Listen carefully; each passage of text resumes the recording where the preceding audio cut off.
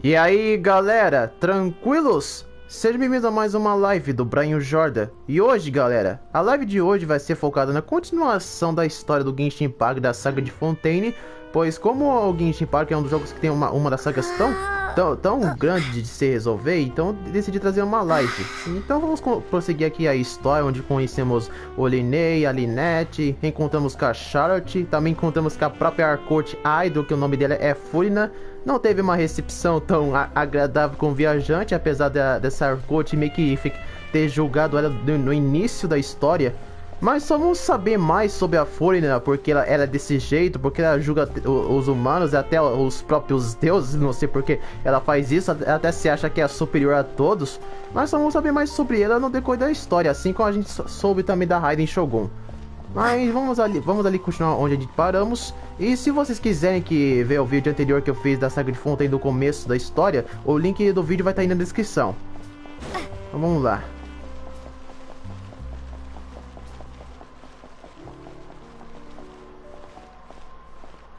Ah, e também uma coisa que eu acabei esquecendo.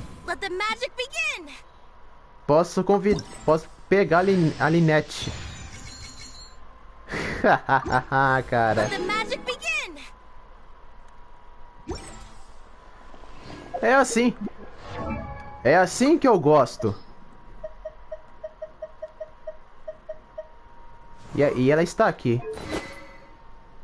Ela é uma personagem de espada, como já foi apresentado na sua gameplay. Como foi apresentado no anúncio da sua gameplay. Claramente eu gostei muito da Lynette.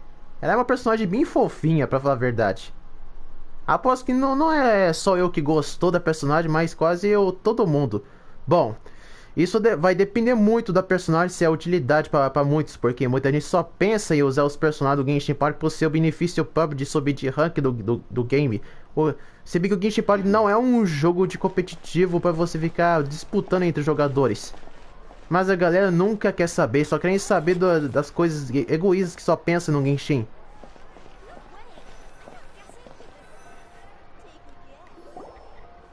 This is our current abode. Ah, Fremine, you're home. Where did everyone else go? I have some new friends that I would like to introduce. Oh, they all just went out a moment ago. I see. Everyone is getting busier now that Father will be returning soon. I suppose that can't be helped. Allow me to introduce you to my little brother, Fremine. He is a phenomenal diver. Hello. Nice to meet you! Paimon is Paimon, and this is a Linny, could you come here for a moment? What is it, Fremine? Do you have something to tell me?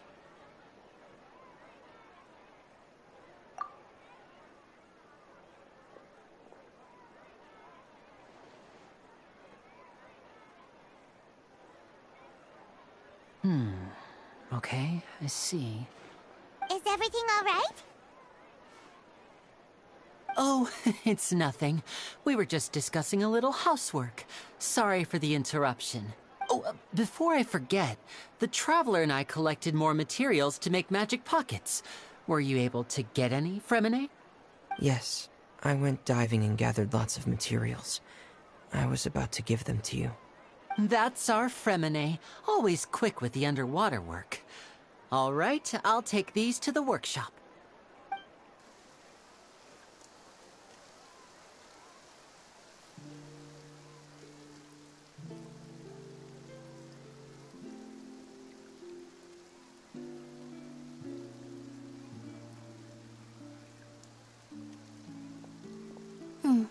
Looks like rain. Oh, you're right.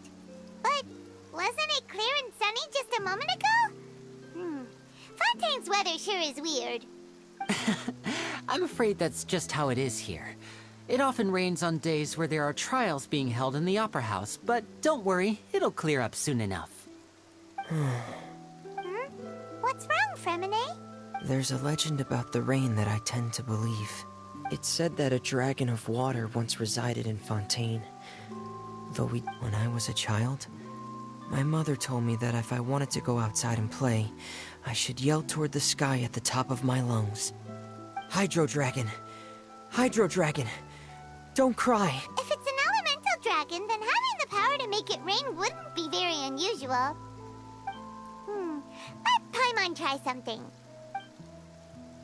Hydro Dragon, don't cry!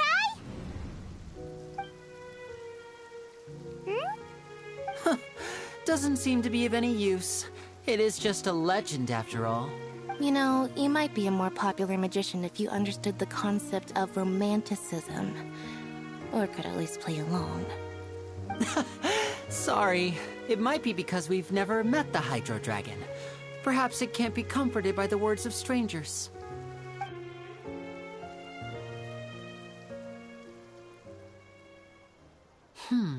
It rained for longer than I suspected. Oh, it's already getting late. Was there something you needed to do, Linny?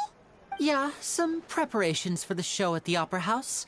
I need to find a way to catch the last aqua bus of the day. On the day of the performance, just ride the aqua bus to the island of Araneus. I'll have Lynette meet you at the fountain in front of the Opera House. Oh, are you leaving now? What is it, Fremine? I'm in a hurry. Oh, I get it. You feel nervous delivering the materials for the magic pockets, is that it? Perhaps we could trouble the Traveler to help us take these materials to the Beaumont workshop and deliver them to the owner there? I'm afraid that Fremine can be quite introverted, and the boss there tends to be pretty talkative. Fremine has always been a little afraid of her. No trouble at all! Don't worry, we're on the case! Sorry for the inconvenience. I'm quite useless when it comes to such tasks. Oh, no need! This will be a walk in the park for us!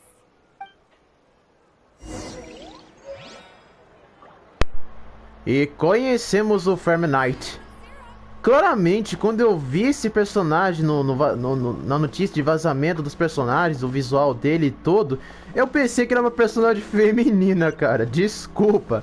Eu confundi o visual dele, principalmente seu vestimento, seu penteado, com uma personagem feminina.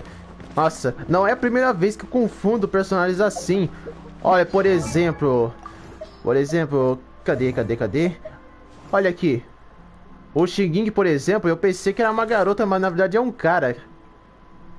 Não é à toa que o governo chinês meio que tentou censurar a maior parte dos personagens do Genshin por causa dessa parte. Mas o que importa é que, mesmo ele tendo algumas partes meio afeminizadas, o que importa é que o restante do personagem é tudo masculino. É isso que importa. Até os chineses ancestrais da China também se vestiam dessa maneira. Tinha cabelo comprido, tem aquele bigode todo. Então faz sentido o Genshin ter esses elementos. Realmente eu gostei. Só espero que eles não transformem o personagem masculino meio com algum aspecto afeminado de tudo, aquele gayzão lá. Nossa, ia ser horrível, ia dar uma baita polêmica. Ainda bem que a Royalverse não traz os personagens dessa maneira. Eu espero que eles continuem do jeito que eles estão fazendo. Então vamos ali como nessa loja.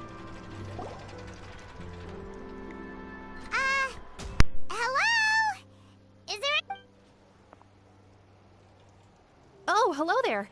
New customers? Looking to buy, or do you need something made? Or perhaps you're just looking for a chat with me. Oh no, we're just here to deliver some materials. Here they are. They're for making... what were they called again? Ah, these must be for magic pockets. I could tell right away. I've already made several orders worth now. No need. They've already prepaid several batches worth. When they told me what they'd be using them for, I even offered them a discount. But they insisted on paying the full amount, saying that I had a business to run. It seems both their hearts and their pockets are made of gold. Whoa. So, is Linny actually loaded? I can't say for sure, but who knows? Maybe there's good money to be made being a magician in Fontaine. Hey! Is this machine what you use to make stuff here? It looks really advanced. Why use your hands when a machine can do the work? It would be a waste not to use the latest technology, and wasting is a kind of crime.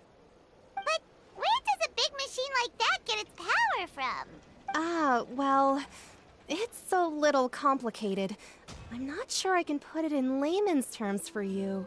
But basically, everything we usually use here in the city is powered by indemnitium. It's a type of energy that's produced from trials. Huh? How can trials produce energy? Well, I'm not completely sure of all the details myself, but basically, when a trial is in session, the Oratrice Mécanique d'Analyse Cardinale harvests people's belief in justice and converts it into energy to be used all around Fontaine. So that's what its other function is? Paimon heard that the Oratrice was created by the Archon to make judgments. But Paimon still doesn't get it.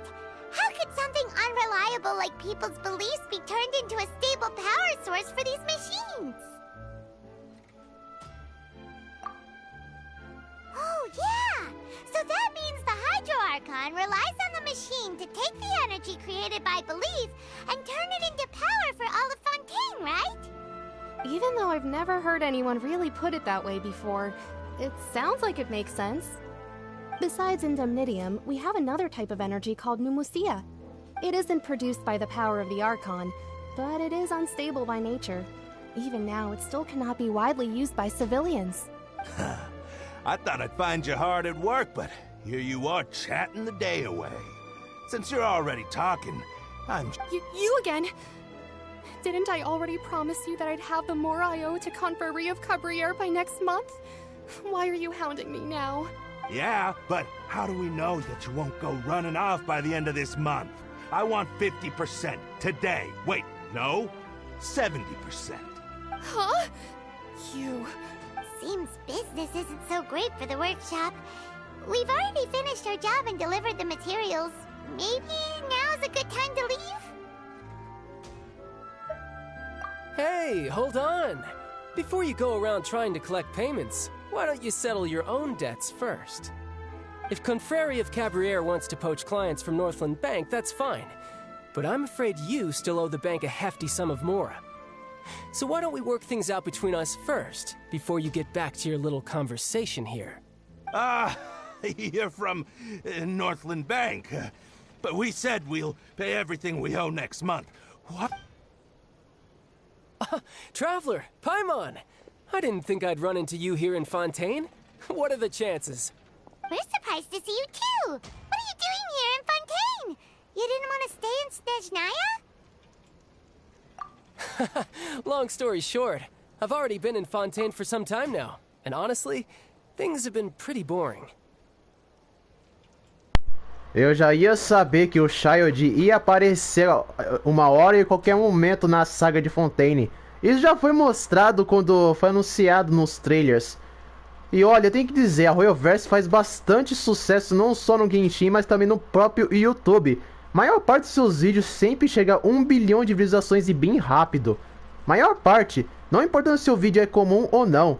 Nem sei como a Royalverse consegue tanto sucesso nisso nos seus vídeos dos jogos, já que vídeo de jogos visualiza bastante sim, mas em visualizar quase toda santa vez quando lança alguma coisa nova de conteúdo, não acontece, mas já a Royalverse é das únicas empresas até agora no mundo dos games que consegue fazer tanto sucesso com seus vídeos de visualizações.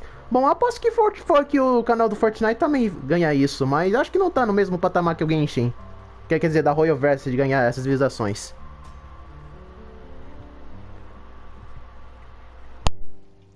But it seems that fate brought our paths together today. Not only will I have some good friends here now, but ones who always seem to find trouble.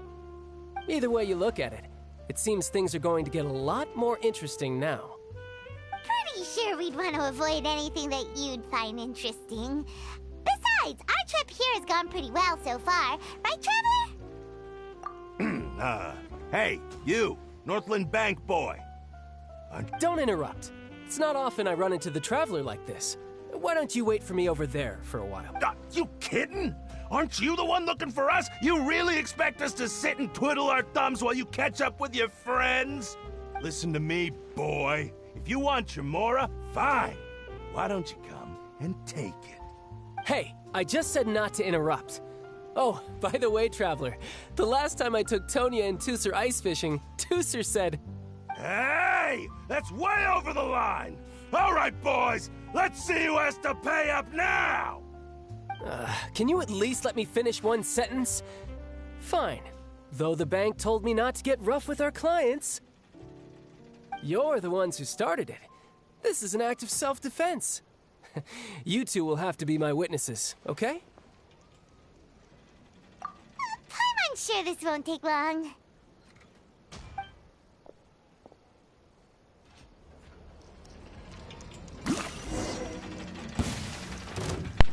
Sério?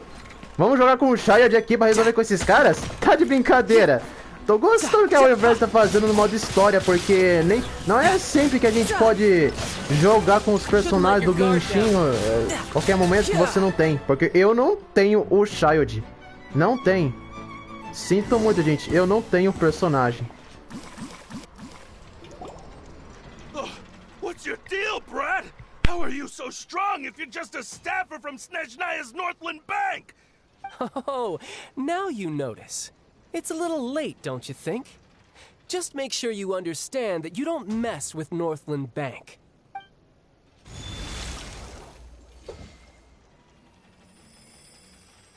Huh? Now's my chance!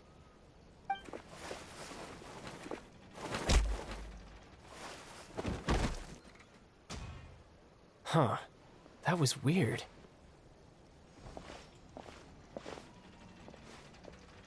I'm not sure. It's as if I suddenly lost control of my hydro powers when I needed them. Maybe there's something wrong with my vision? Strange. How could that happen? First time Paimon's ever heard of someone losing control of their vision. Never mind. It doesn't matter. If I want to stay sharp, I shouldn't be relying too much on my vision anyway. Besides, I always have my delusion in case I need it. So what are you doing in Fontaine, child? And don't say it's work for Northland Bank. Well, I guess it's because I've been in a bad mood lately.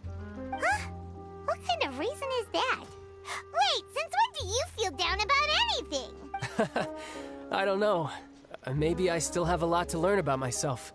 But recently, there seems to be some sort of restless power stirring inside of me. And I don't know why, but every now and then I feel like I'm in a terrible mood. Maybe you losing control of your vision just now is connected with that power you're feeling inside. That is a possibility. I can't remember if I ever mentioned it before, but when I was 14, I fell into some unknown abyss. It was during that time I learned nearly all of my abilities. The one who took me under her wing and taught me was named Skirk. She was always quiet and very mysterious. Nobody knew where she came from or what she had been through, and she was always very strict when teaching me combat techniques. One time, I asked her why she was willing to take me on as an apprentice. From what I could make of her answer, it was because I had awakened it, and traces of it remained on me. She said that all my combat training would be useful in the future. But what is it? What did you awaken? She never explained that, but my guess is that it's related to a dream I saw when I had just fallen into that abyss. In my dream, I was in the deepest depths of the sea, and the boundless seabed was all around me. But in front of me appeared a whale that was so massive, I felt like I couldn't breathe. A whale? Oh, that sounds familiar! When we fought against you before, you summoned a huge whale that seemed to leap at us. Is that the one? That's just an abstract form of a whale that I create using my elemental powers. It takes that shape because the scene I dreamt of the whale has always been stuck in my mind. So you used the whale as inspiration for one of your moves? Huh. Seems a little twisted to Paimon. So why don't you just go ask your master? Maybe she knows the answer. You make it sound so easy. Ever since the incident I experienced there, I've never stopped searching for Master Skirk and that unknown abyss. But it's been years now, and I've still found nothing. There isn't even a trace of the place where I remember falling into the abyss. Oh, it sounds like some kind of ghost story. Yeah, I'm out of leads at this point, but there's nothing more I can do. It seems that strange encounters in this world tend to be elusive like that. Oh, seems the time really flies when I'm talking with you. I just remembered I have somewhere else I need to be, so I should get going. What? More work for the Northland Bank? No, it's more of a personal appointment. Lately, I've been sparring with some of Fontaine's official champion duelists whenever I'm feeling bored. Official champion duelists? You mean it's their job to duel? Yep, in Fontaine, before a criminal goes to court, they're given one chance to defend their honor by requesting a duel with an official champion duelist. The champion duelists are all-powerful fighters selected from among the nation's best. And the duel itself is a no-holds-barred fight with no specified stopping point. So engaging in such a duel is regarded as a symbol of defending your honor. If a criminal manages to win the duel, they'll be acquitted. But if they lose, they'll have no choice but to stand trial. And the worst-case scenario is that you're simply killed in the duel. Though it's rumored that Fontaine has a death penalty, from what I can tell, no one has ever been officially sentenced to death. So really, the only people who opt to duel are those who have suffered a grave injustice in being accused, or those who greatly value their honor. Otherwise, why gamble with your life? So, do many people actually get out of their trials by winning the duel? Apparently, it's exceedingly rare for anyone to actually win. Fontaine probably enacted this system as a way to show that the nation respects the honor of its citizens. Besides, none of the champion duelists are to be trifled with, which is exactly why I was itching to face them as soon as I got to Fontaine. Apparently, the one I'm meeting today, Clorinde, is the strongest of the champion duelists. I had been asking her for some time before she finally agreed to face me today. Well, that's child for ya. Paimon feels like we heard that name somewhere before. Clorinde. Huh. Oh, before I forget, I want you to have this. Huh? Your vision? You're seriously just giving it away? I'm just worried that it could become uncontrollable again. I'd be pretty upset if it got in the way of my duel, so I think I'll be better off without it for now. Besides, I just need you to hold on to it for a short while. I'll come retrieve it when I have some time later. Paimon knows what you're up to. You just want an excuse to come talk to us again, don't you? Whatever gave you that idea? I'll be in touch later.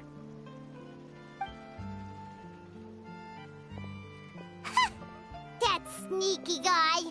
He said he's been feeling down lately, but he seemed the same as ever to Paimon. Well, since we don't have much to do for now, we might as well walk around and see the city before Lenny's performance.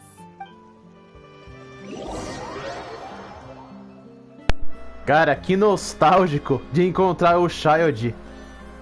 Olha, quando eu enfrentei o Child em Ruei... Who could have seen that coming? The reporter who was barely around for most of the story was the murderer all along! Ah, por favor, pelo menos deixa... Ah, por favor, pelo menos deixa eu terminar de falar. Foi muito nostálgico encontrar o Child. Quando eu enfrentei o Child na saga de Liyue, quando ele foi lá acordar um antigo deus, que eu me esqueci o nome, lá em Liyue, que o Zhongli tinha aprisionado, eu perdi meu respeito com o Child, afinal ele era um Fatui. A gente enfrentou, ele fez aquele seu poder elétrico, sei lá o que eu não sei muita coisa sobre ele, mas depois que eu fiz a quest 1 dele, a quest lendária dele, eu conheci mais sobre o Child, eu vi que ele tem um irmãozinho, um irmão mais novo e uma aldeia que tem grande respeito por ele. E eu vi que o Child, ele é antagonista, ele não é nem vilão, nem herói. Ele na verdade é consumido pelas coisas maldosas dos Fatui. Ele tenta evitar essas coisas, mas parece que ele não consegue. Porque tem hora que o Child, ele meio que perde para as maldades dos Fatui e acaba se cedendo. Mas é bom ver o Child sendo um bonzinho depois da nossa luta contra ele. E ver que ele tá tentando ser mais amigável com o viajante. Apesar de que ainda desconfio do que ele fica tramando em várias partes da região. Mas foi bom reencontrar com ele. Pena que não consegui pegar esse personagem e até agora o banner dele não voltou. Depois dos últimos. Sorry. Paimon was just surprised, that's all. twist coming. The murder mystery novels here are amazing! The whodunits here in Fontaine are a lot different than the light novels you see from Yai Publishing House. Both have their merits, but Paimon thinks this style of novels are more... It's so exciting to reach the moment when the mystery is uncovered, especially in the one Paimon was just reading. You should buy a copy and read it too. Oh, sorry about that. Paimon will be more careful next time. Hey, shouldn't we be heading to the Opera House to see Linny's performance soon? It's almost time for the show to start, so we should... Linny said that the Opera House is on Aeneas, so let's go ride the Aquabus! Visão do Child. Se bem que essa visão nem é a visão dele, é apenas uma cópia de uma visão de Hydro, de uma ilusão. Já que os fatores não tem muito poder de visão. Bom, alguns têm. Mas os fatores usam mais o poder das trevas do que a visão. E também uma das coisas que eu fiquei muito curioso no Genshin Impact é como que o viajante consegue usar poderes de elementos sem precisar de uma visão. Mas foi aí que eu dei uma pesquisada pra ver como ele, o Iter, o Alumínio consegue ter isso. Ouvi dizer que o Alumínio e o Iter tem algum tipo de poder dourado que faz eles ter acesso a esse tipo de poder de elemento das visões sem precisar de uma visão. Claramente eu fiquei bem surpreso sabendo disso. Afinal o Iter e o Alumínio não são apenas protagonistas comuns do Genshin. Eles têm mais do que apenas uma história onde uma personagem tá indo de tão longe para procurar seu irmão de volta. Às vezes até parece que o Alumínio e o Iter são seres meio semideus e seres da nobreza, algo assim. Quando o Genshin Impact foi lançado, não sabemos muita coisa da história deles, do porquê eles são assim. Como eles conseguem poder dos elementos sem precisar de uma visão. Até agora a história do Alumínio e do Iter ainda é um mistério. Ainda é um mistério na história do Genshin. Ah, cara, fala sério, eu tô querendo subir na parte onde eu quero ir, não quero ficar descendo.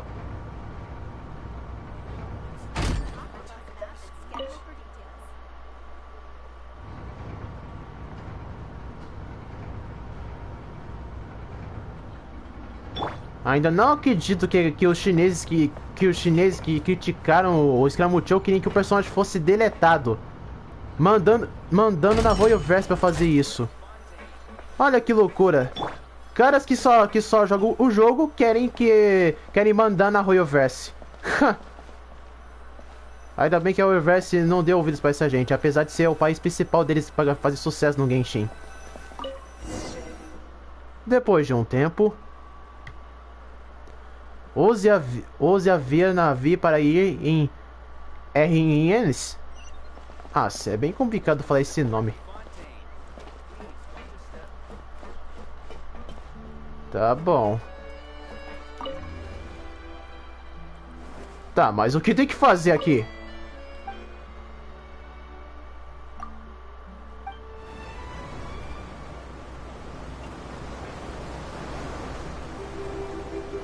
Welcome to the Navia line.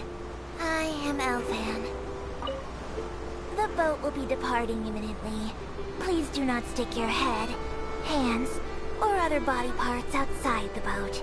The Aquabus operator is not responsible for any accidents or injuries resulting from doing so. Also, please remember to buy the Steambird, though I don't read it myself. The destination of the current tour is Aeneas. Points of interest worth visiting include the Fountain of Lucine and the Opera Epiclese.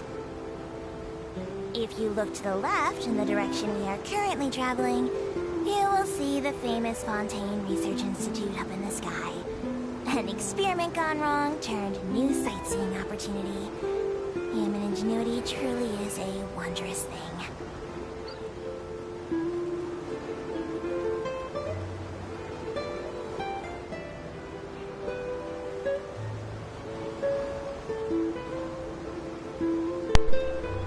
Já acabou?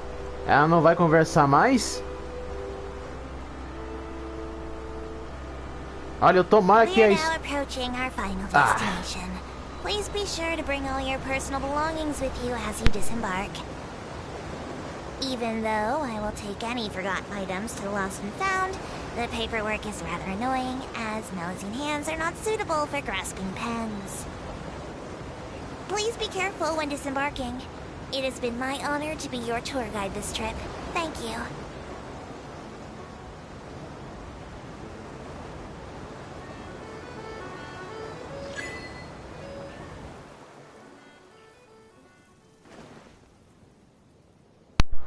Então tá, chegamos.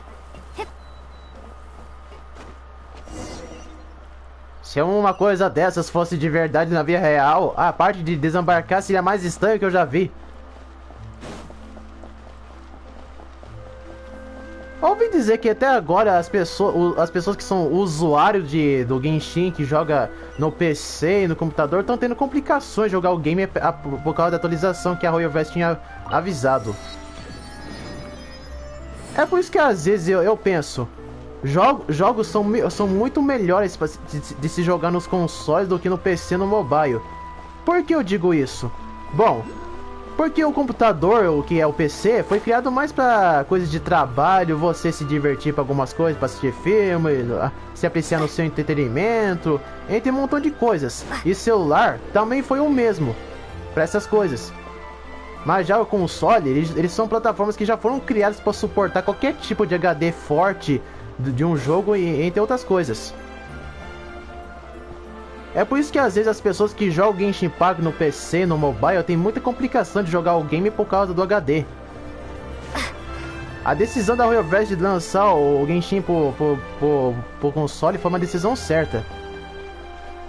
Bem que outras empresas que tentaram copiar o jogo da Royal West, como o Honkai Impact 3 da vida, principalmente o Genshin, deviam fazer o mesmo. A Kuro Games, que é uma empresa, não sei se é uma empresa ou um estúdio responsável pelo Punished Gravely, que é um jogo bem parecido com o Honkai Impact 3, e também o seu novo jogo que estão desenvolvendo, que é o Rig Ravens, que é um jogo bem parecido com o Genshin, mas só que com uma gameplay bem mais frenética. Eles até agora não anunciaram que vão lançar Rig Ravens pra console, mas seria bem da hora se fizesse isso. Pega aqui a foto. E eu tomara que o Honkai Star Rail também vem pro PlayStation 4. Porque a Sony não pode simplesmente mentir na cara dura da galera que só vai lançar pra PlayStation 5 por causa do jogo. Porque nem todo mundo ainda joga o PlayStation 5. Então, mais pessoas jogam mais o PlayStation 4 do que o PlayStation 5.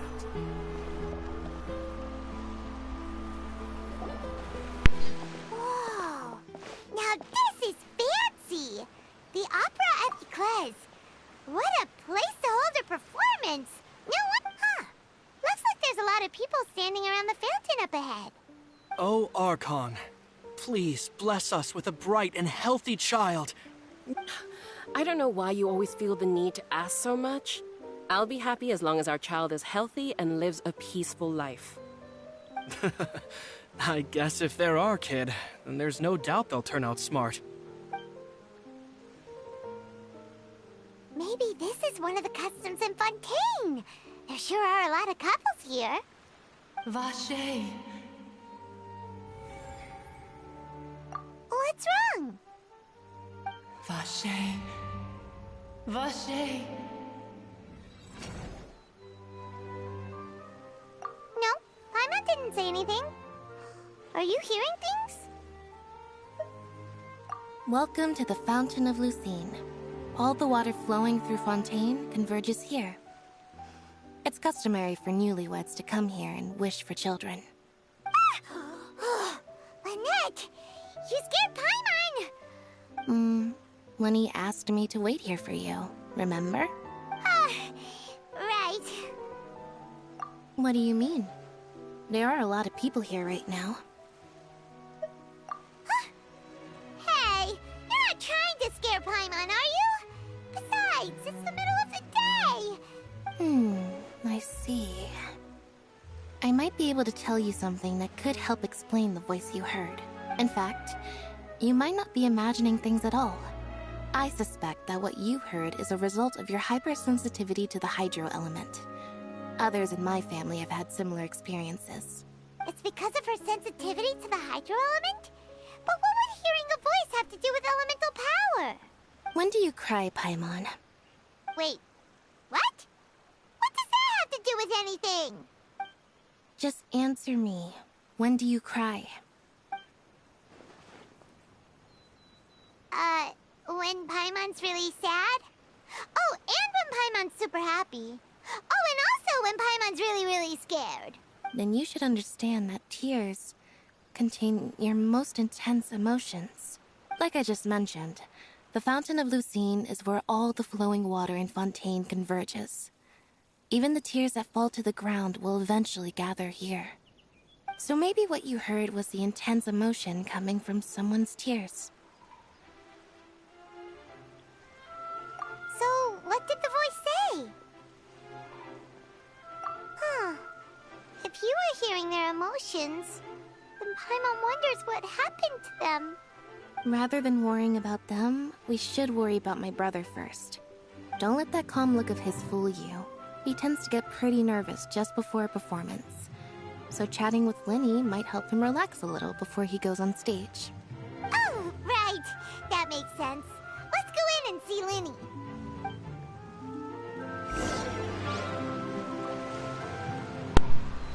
Mais uma vez tem uma voz misteriosa chamando a Lumine. Até gosto quando... Hã? Oferecer para a fonte? Pra que ser? Oferecer a fonte? Vou oferecer o que, cara? Oferecer o que nessa... Hã? Obtenha selos de idols nos vários lugares de Fontaine e joga-os na fonte de Lucine fora da ópera Eclipse para aumentar seu nível e obter preciosas recompensas? Isso aqui é quase que nem a estátua dos Sete, só que é bem diversificado. É, cara, isso aqui pra mim é quase mesmo, é quase copiar a recompensa da estátua dos Sete.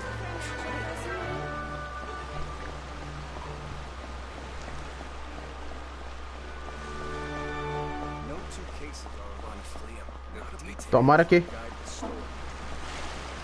que muitos personagens que não tiver muito destaque nessa gameplay e a galera criticar tanto recebam melhorias.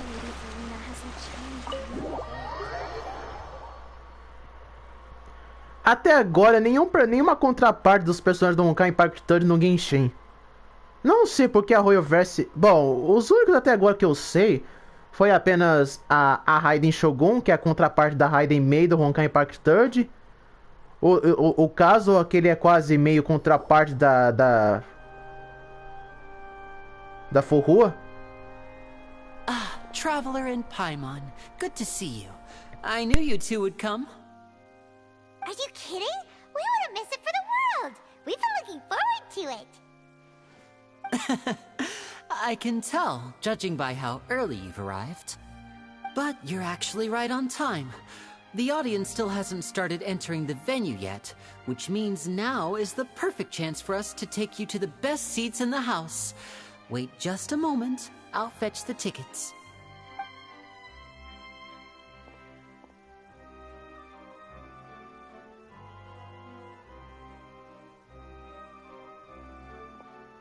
The Opera House has assigned seating, so you always have to make reservations. I've already reserved your seats, and here are your tickets. Ooh, front row seats! Thanks, Linny! Don't mention it. There's no need to keep thanking me. Hey, Linny! Could you come over here and take a look at this? Oh, I'll be right there. Seems there's an issue with the stage props over there. That's Cal, my assistant, calling me. I'll go lend him a hand. Yeah, we'll just go to our seats. You go ahead, Linny.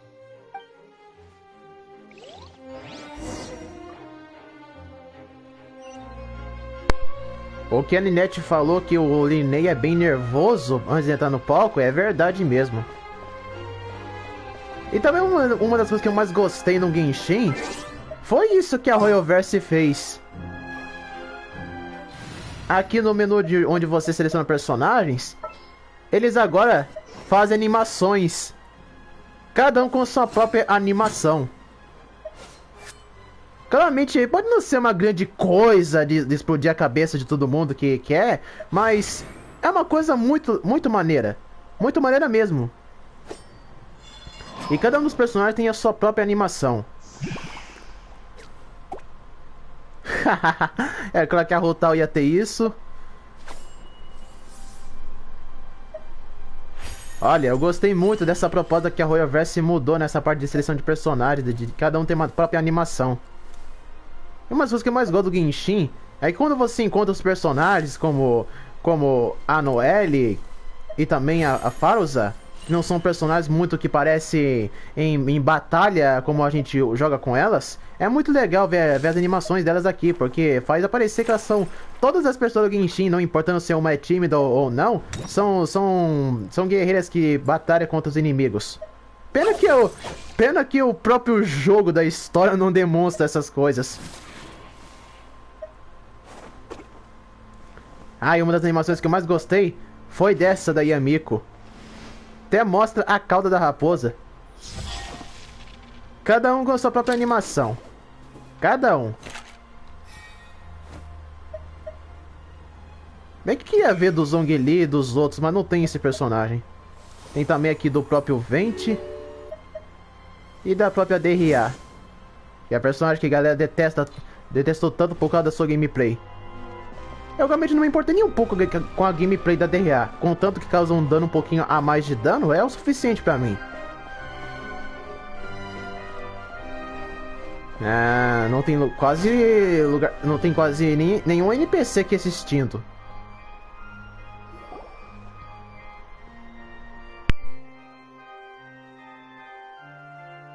Oh, these should be our seats. Come on, let's...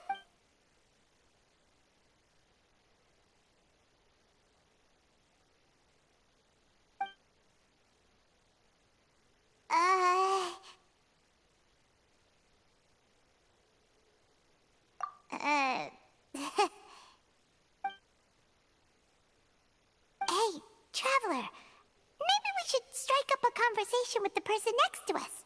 Since we're sitting together and the rest of the place is practically empty still. It's kinda awkward if we don't say anything. Oh, you little... Of course you put this on Paimon. Excuse me, I did not realize you felt awkward. I am terribly sorry. I would be perfectly happy to chat with you if that is what you would like. Oh, so you heard all of that, did ya? Boy, you sure have good ears. Paimon thought she was keeping her voice down. Wait, that's not it. Paimon's... Sorry. Paimon's the one who was being rude, talking under her breath like that. So, let's talk, but, oh, Paimon's got it. You're also here early and sitting in the front. Are you a friend of Linny's too? A friend, you say? Well, if Mr. Linney would like to be my friend, I would be more than happy to reciprocate. Oh, so you're not friends with Linny then? Oh, this is getting more awkward by the second. Nice to meet you. Paimon is Paimon, and this is the Traveler. We just arrived in Fontaine. It is an honor to meet you two. I have heard of your deeds across Tevat. And as required by proper etiquette, I will also introduce myself. I am... Oh, Monsieur Nervillet. What an honor it is to have you here to see my show. Ah, Mr. Linney. I should say it is in fact an honor for me to see your performance in person. Wait, Nervillet? Could he be... I saw you all chatting just now, but it seems you still don't know who Monsieur Nervillet is. Allow me to introduce you to Fontaine's Chief Justice. That seat is always reserved for him. It wouldn't be too much to say that he's the symbol of justice and honesty here in Fontaine. Ooh, sorry for being so rude just now. Paimon had no idea you were such an important person. No offense taken. Being Chief Justice is merely what I do for work. Nearly every person has their usual reserved seat, so I'm not so special, really. And by the way, I should probably let you know, even though I would prefer not to, there's someone sitting up there in the VIP seats that has been striking a pose for quite a while now. I believe she is trying to give you a most elegant and impressive first impression. So I think you should take notice of her sooner rather than later. Otherwise, she may become...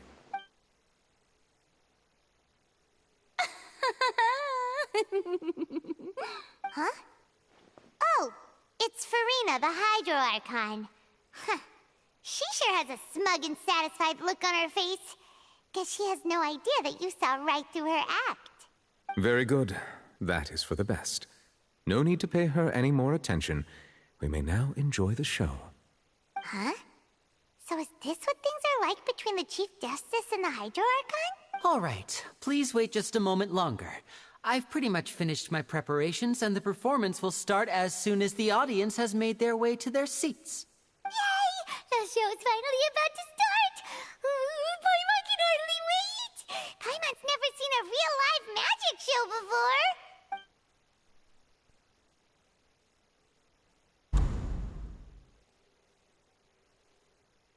Ooh! They're dimming the lights! The show must be starting!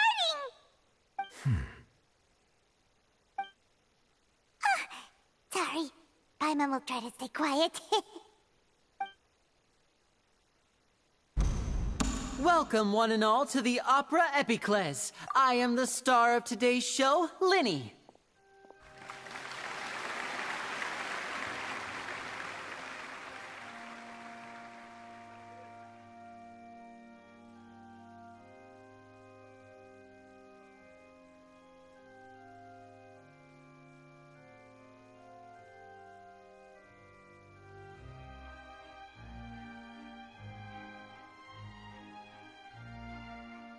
And over here is my sister Lynette, who will be working as my wonderful assistant. Please, let's give her a warm welcome. Hello, everyone. I know she may seem to be a little sleepy right now, but that's just a sign that she's nervous. Whatever. Now, some of you may be thinking, two vision holders who can freely manipulate elemental powers performing magic is not true magic at all. So, I would like to take a moment to assure you that elemental powers will have nothing to do with what you will witness on the stage today.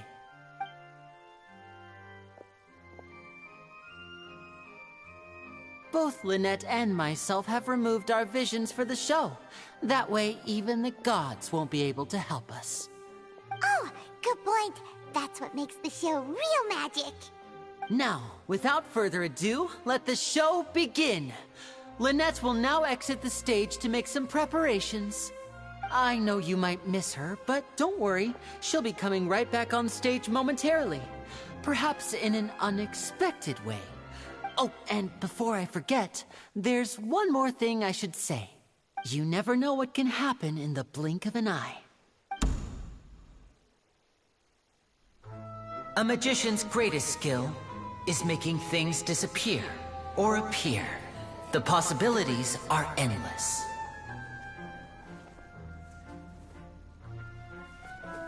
Huh?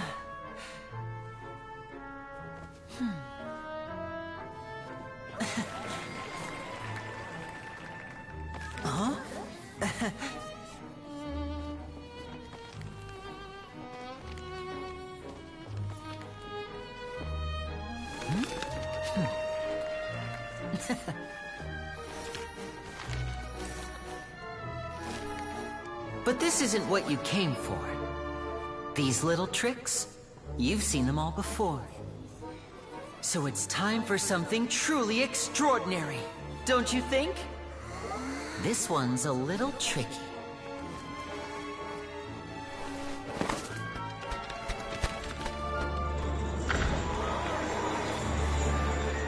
Using this water tank, I shall make my sister vanish completely, right before your very eyes.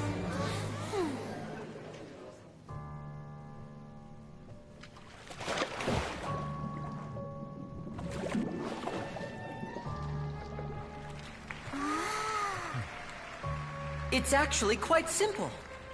She'll just turn into air bubbles and float right out of the top.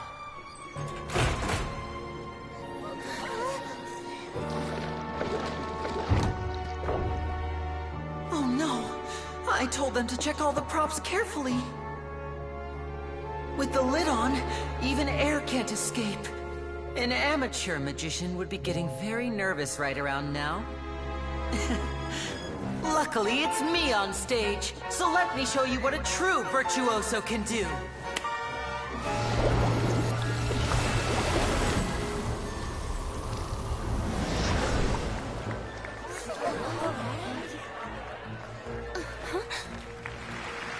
Lynette, are you still there? Don't go too far. We don't want to use up all our magic.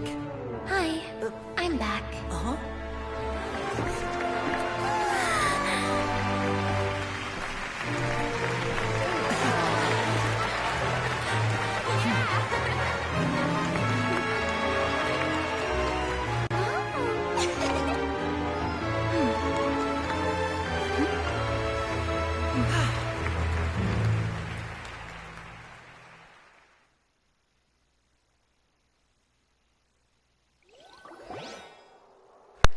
Mano do céu, que susto! Whoa!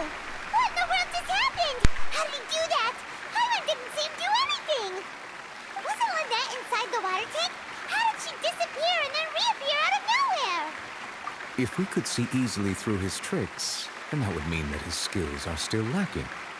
To appreciate magic, you should focus on the show happening on stage, rather than getting caught up in trying to see that which has been intentionally hidden. Guess you're right. Hyman couldn't believe her eyes when Lynette reappeared. Amazing! Thank you everyone. I'm glad you enjoyed that performance. But our magical journey has only just begun. I've prepared even more astonishing surprises for everyone here. The magic of transformation and disappearance can go far beyond what you've just seen. I'm sure many of you are thinking that escaping the water tank was impressive enough. But Lynette is still my assistant after all. In which case, I have ample time to make all necessary preparations. So, for my next trick, I will require the participation of one lucky audience member. Please, if my assistants could bring out the magical boxes now. There are 2 boxes and only 2 boxes. One is here, and one is there in the aisle among the audience. I'm sure many of our clever audience members have already guessed our next magic trick. A swap! Our lucky audience member and I will each enter a magic box.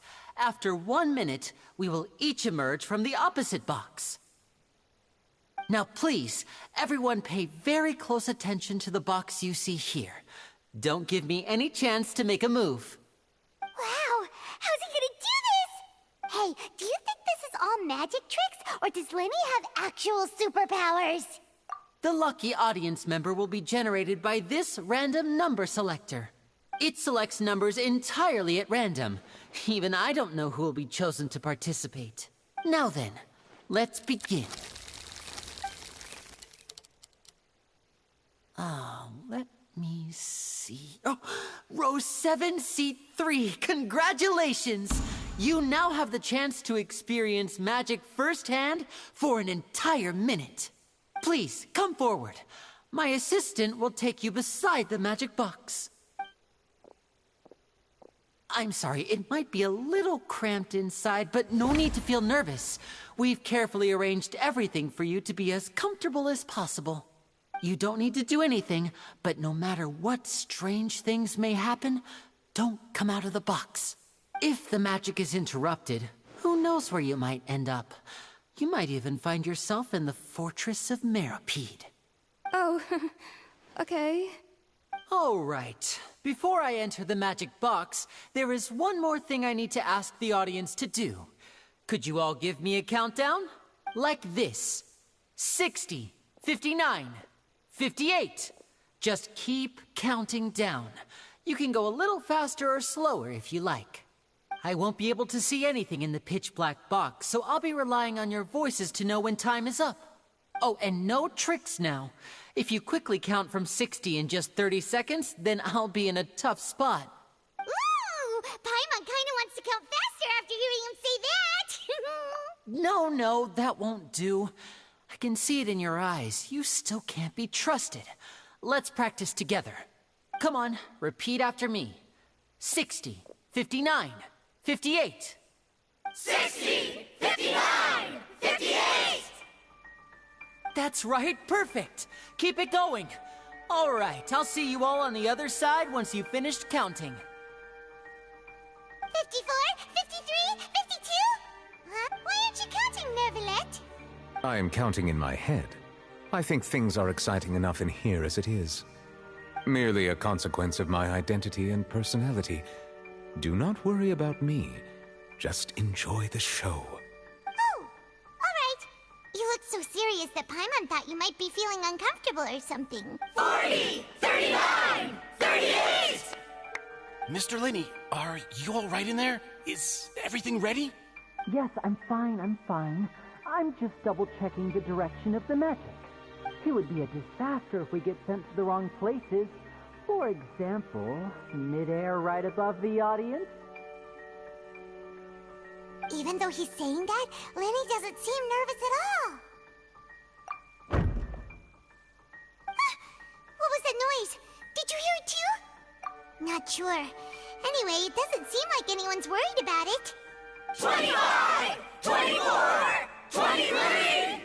What's wrong, Mr. Linney? I can still hear you moving in there. I seem to have accidentally knocked over a decoration.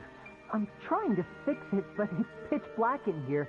I can't... Never mind the decorations. There's no time for that. The show is what's important. No, that's unacceptable. I want my show to be perfect. Don't worry, we still have 20 seconds. Hear them counting? 19, 18, 17! It seems things aren't quite going as planned. I apologize, everyone. It feels like you're all starting to count faster, but that's all right. I know it can be tiring to do such a long countdown. 10 seconds and change is still plenty of time. 10! Almost there now. 8! Swapping two people is harder work than you might think. Even a master magician like me can't guarantee I'll get it right the first time. Hey, wait! Is this the back one? I can't tell. They both look the same inside. Huh? No, that's not it. I'll try again. 7! Hey, slow down! Honestly! 5! 4! 3!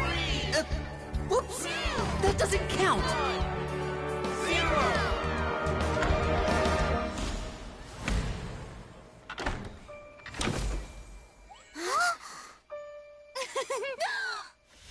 Ta-da!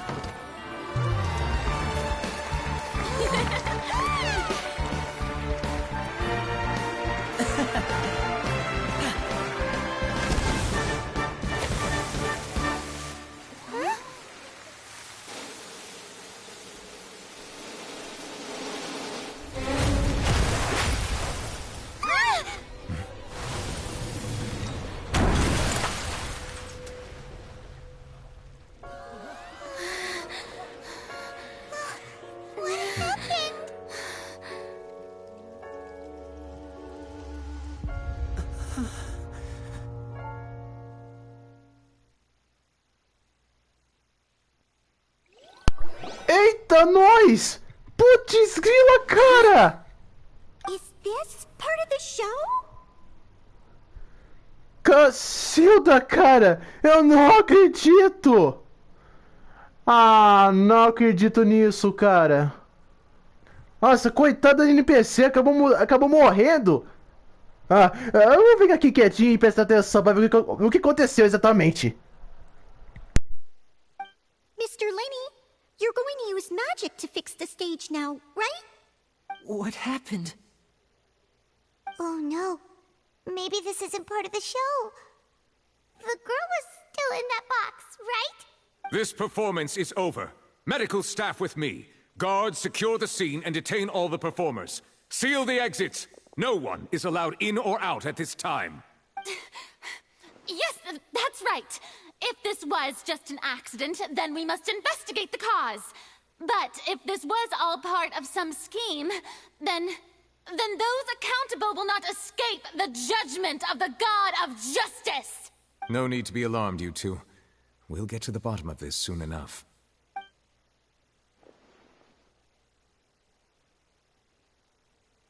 Unfortunately, the person who is in the magic box has been pronounced dead.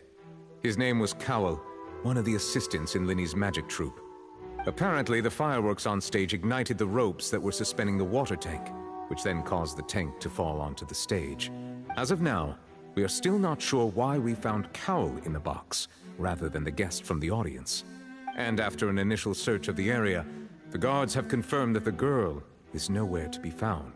It appears that this incident was not merely some mishap with the performance, and there are many indications that it is connected with the case of the serial disappearances of young women. The serial disappearances case? That's the case that Charlotte mentioned before! I know the truth. I can see through the whole thing. Really, using such a shallow and obvious mystery as his finale. Did he really underestimate us that badly? I say that our powerful magician, Mr. Linny, is now the prime suspect for the serial disappearances case. Huh? Why me? This whole thing was an accident. Oh, this all occurred during your magic show, did it not? The missing girl disappeared after being chosen, did she not? The deceased is one of your assistants, is he not? Now that I think about it, that whole speech about magicians making things disappear was nothing more than a provocation of... That can't be right! How can Linny do this? He was in the box on the stage the entire time! We can even hear his voice! Besides, before the show, he told us that he would like to catch the criminal behind the disappearances! He couldn't possibly mean catching himself! Save discussion for a later time, please. Lady Farina, may I assume that your comments just now constitute an accusation against Mr. Linny and his associates, and that you are pressing charges? Huh? I just think that he... Well, I think it might be a little early to talk about formally pressing charges. But what Lady Farina said just now makes perfect sense. Looks like she's gonna personally deliver justice. A kidnapping and murder carried out under the cover of a magic show. Lady Farina said it all. I mean, of course, my dear people. But what excites me even more than the obvious truth before our eyes is the opponent I'll be facing. That's right. I mean you, Traveler. You'll support Linny, won't you? After all, he was the one who helped you the first time we met. Hã? Que ela tá falando? Que essa personagem, que essa Arco tá falando, cara? Ela que veio até o viajante pessoalmente só pra ir lá e acusar de muitas coisas nada a ver. Nossa. Olha, tirando a Raiden Shogun que foi uma tirana, isso já é, aquilo lá já foi mediano, mas agora isso já é pesado. Já é muito pesado o que a Fúria tá fazendo.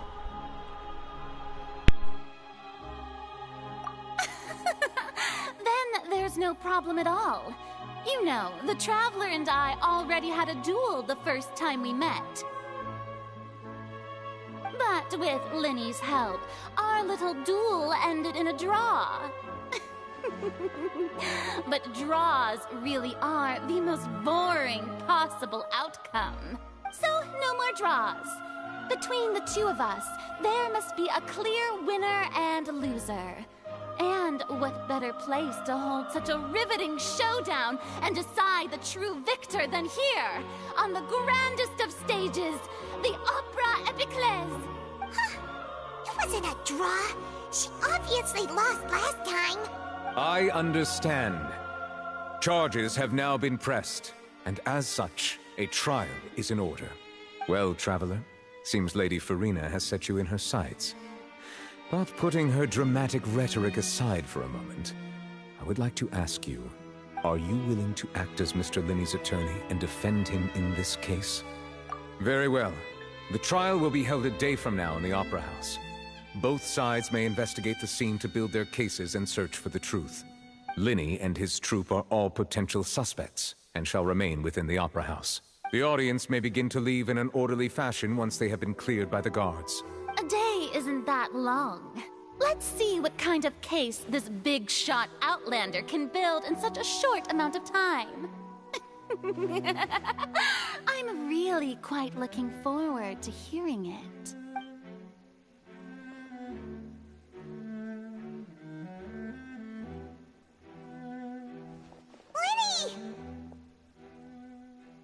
Sorry about everything that happened just now. Were you frightened? Of course!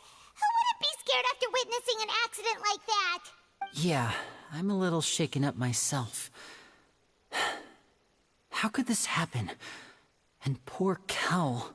I know you already claimed that you would defend me, but now it's just us talking. Tell me, do you think I could possibly be the murderer? Good to hear. Thank you so much for trusting me.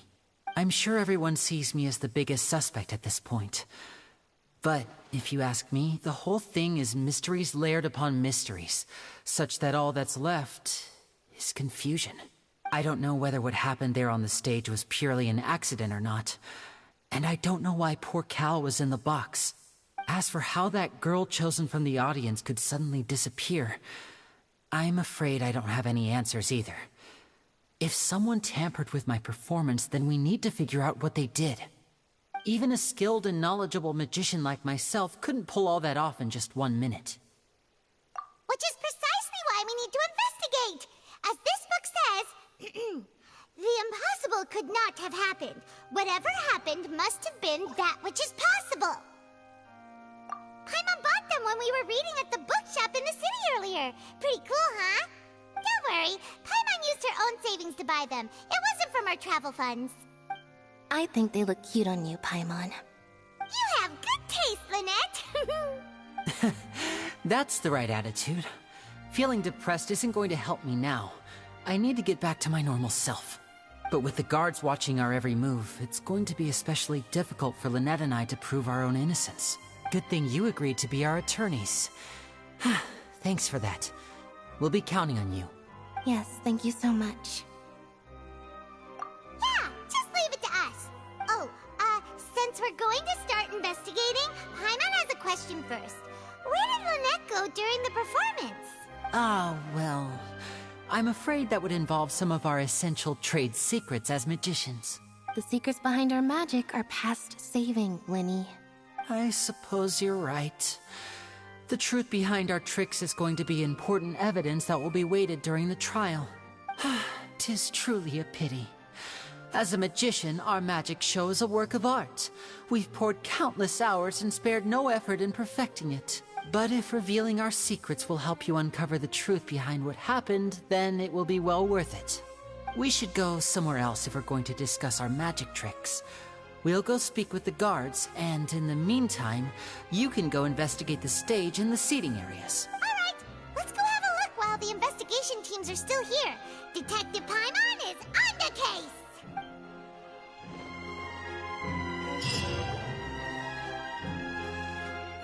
Hello, officer.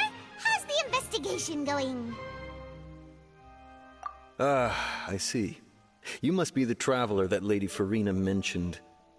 Listen, I'll be perfectly honest with you. I'd avoid getting mixed up in this whirlpool of— Huh? What do you mean? Come with me and you'll see. The deceased is one of Linny's assistants, named Cal. Even though he hadn't joined the troupe long, he was hardworking and everyone generally liked him. The assistants are usually in charge of setting up and inspecting the props, as well as assisting with the show and keeping the crowd engaged.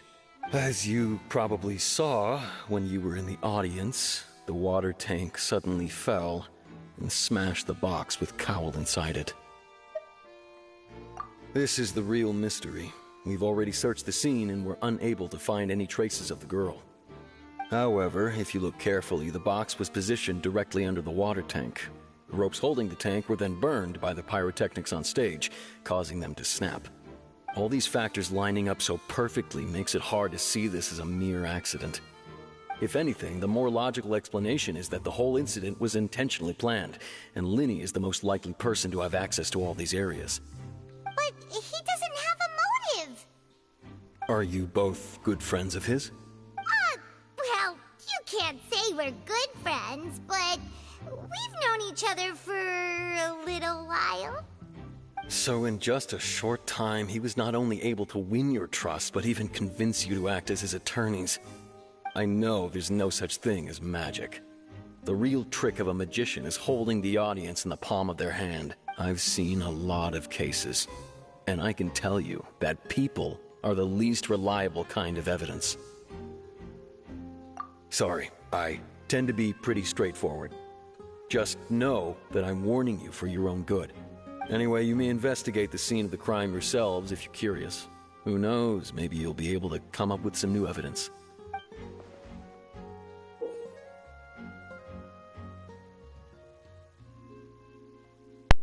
Você pode usar registros de casos para confirmar suas evidências atuais e coleção de pistas, bem como informações relacionadas ao caso. Ah, cara, fala sério, eu sou péssimo em charadas. Como olha, eu tomar que a reverse não tenha colocado escolha aqui. Se você perde o negócio do jurado, o negócio da justiça com Linney, ou você vence. Tomar que a reverse não colocou essa mecânica na história não, porque eu não quero.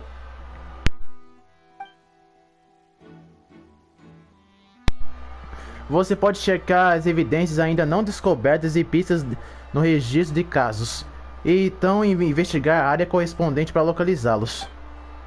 Use a habilidade de percepção para encontrar evidências e pistas que podem ser investigadas em um certo raio ao seu redor. Isso vai avançar seu progresso geral. Continuar. Identidade do falecido. O falecido é um dos assistentes de Linney chamado Correl.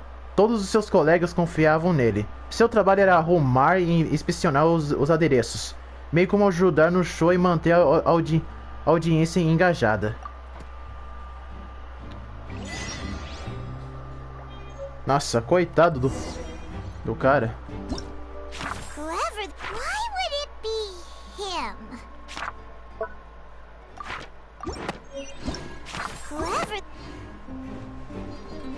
Ah, cara. Foi aqui que a caixa caiu e foi atingida. Se o copo estivesse dentro da caixa, naquele momento ele podia ter evitado.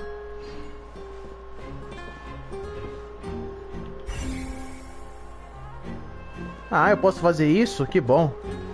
Assim facilita as coisas. Investigar. So this is the rope that broke and caused the water tank to fall. The rope looks pretty durable. How can it be burned through so quickly by fireworks?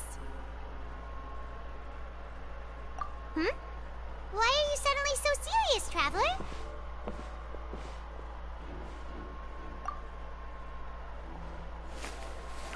Whoa. Look! Most of it was burned away, but there's still a little bit of it left. Huh. So if a rope meant to hold something was made with that kind of material in it, then... Wait! Why don't you write all this down? Let's take notes! Corda especial. Esta corda era usada para suspender o tanque de água. Ela quebrou repentinamente quando os fogos de artifício estavam sendo lançados no palco. A investigação mostrou que o ponto de ruptura da corda era feito em material inflamável. Aê. Tem mais. Ali.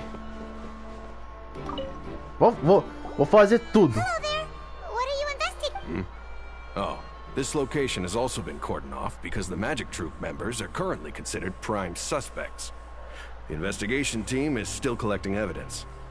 The seats were all booked in advance, so we were able to deduce the missing woman's identity by checking the guest list.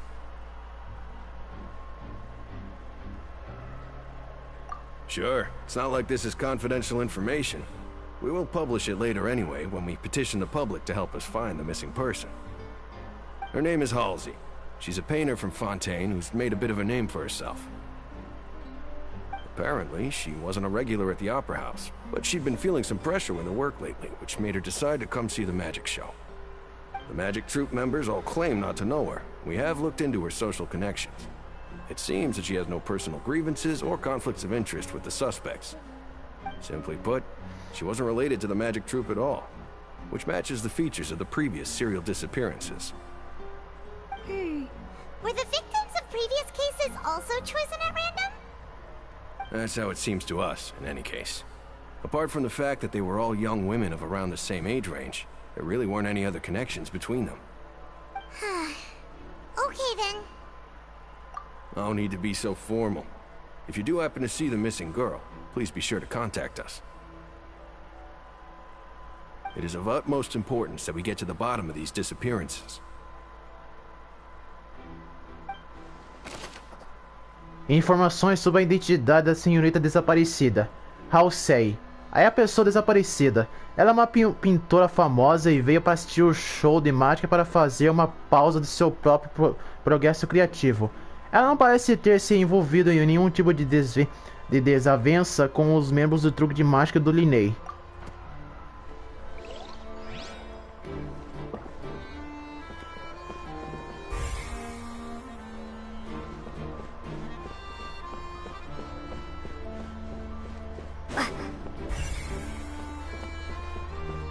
Ah, tem ali.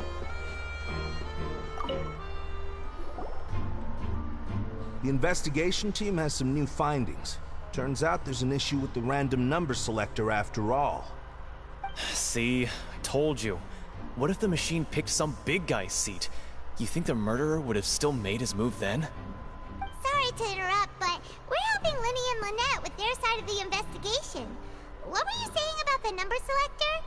There's something wrong with it? You're trying to help them? That'll be a tall order. Linny used the machine to pick a random member of the audience during his performance, right? The lucky girl that later disappeared. Well, we thought there might be a serious problem with the machine, so we had it taken away for further inspection. It turns out that the seat number it picked wasn't random at all. The machine picks that same number every time. I'm sure you already know that you have to make a reservation in advance to get a seat, regardless of whether it's a trial or some performance. In other words, Linny knew who would be sitting where from the very beginning. That much checks out. Linny reserved our seats for us too. Bet you see why I was saying it'd be tough to make a case for Linny. Even though it's bad for Linny's case, Paimon had better write it. Seletor de números aleatórios.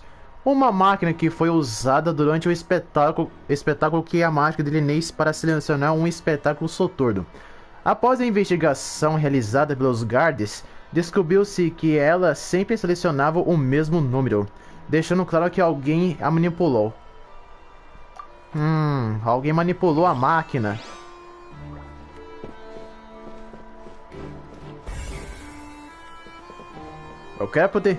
Eu quero defender o Linney a qualquer custo. Isso aqui não tem conversa. Quer dizer, não tem cara pra investigar.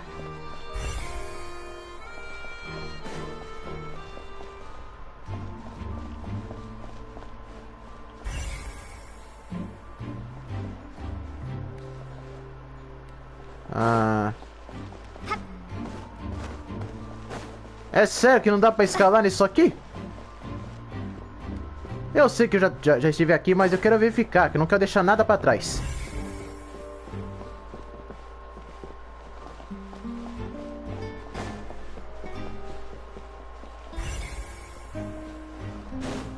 A caixa? Isso. Examinei a caixa.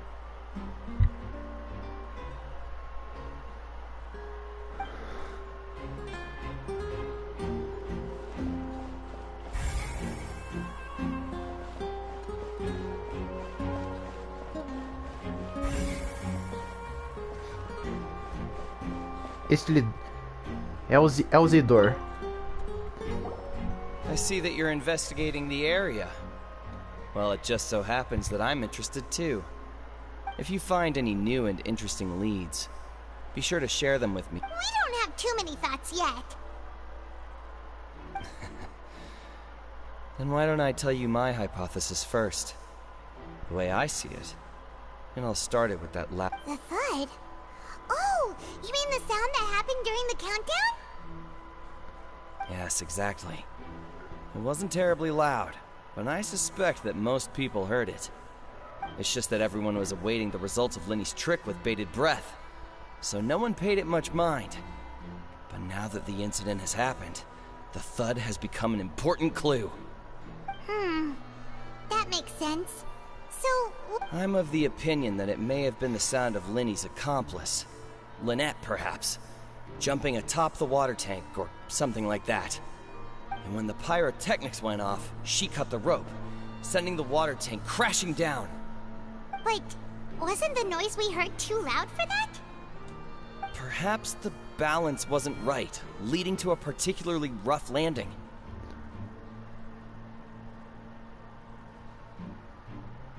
Oh, that's true.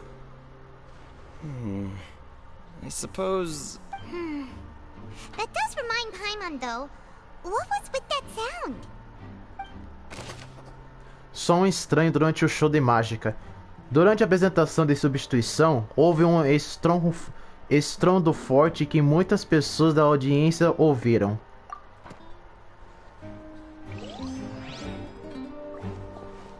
Tem mais coisas aqui?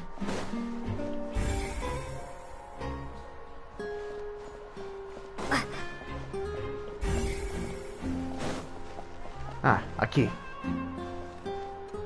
Hã? Lenny's still talking to the guards. It seems he'll have a lot of explaining to do. I think someone will be assigned to monitor us later, but that's alright.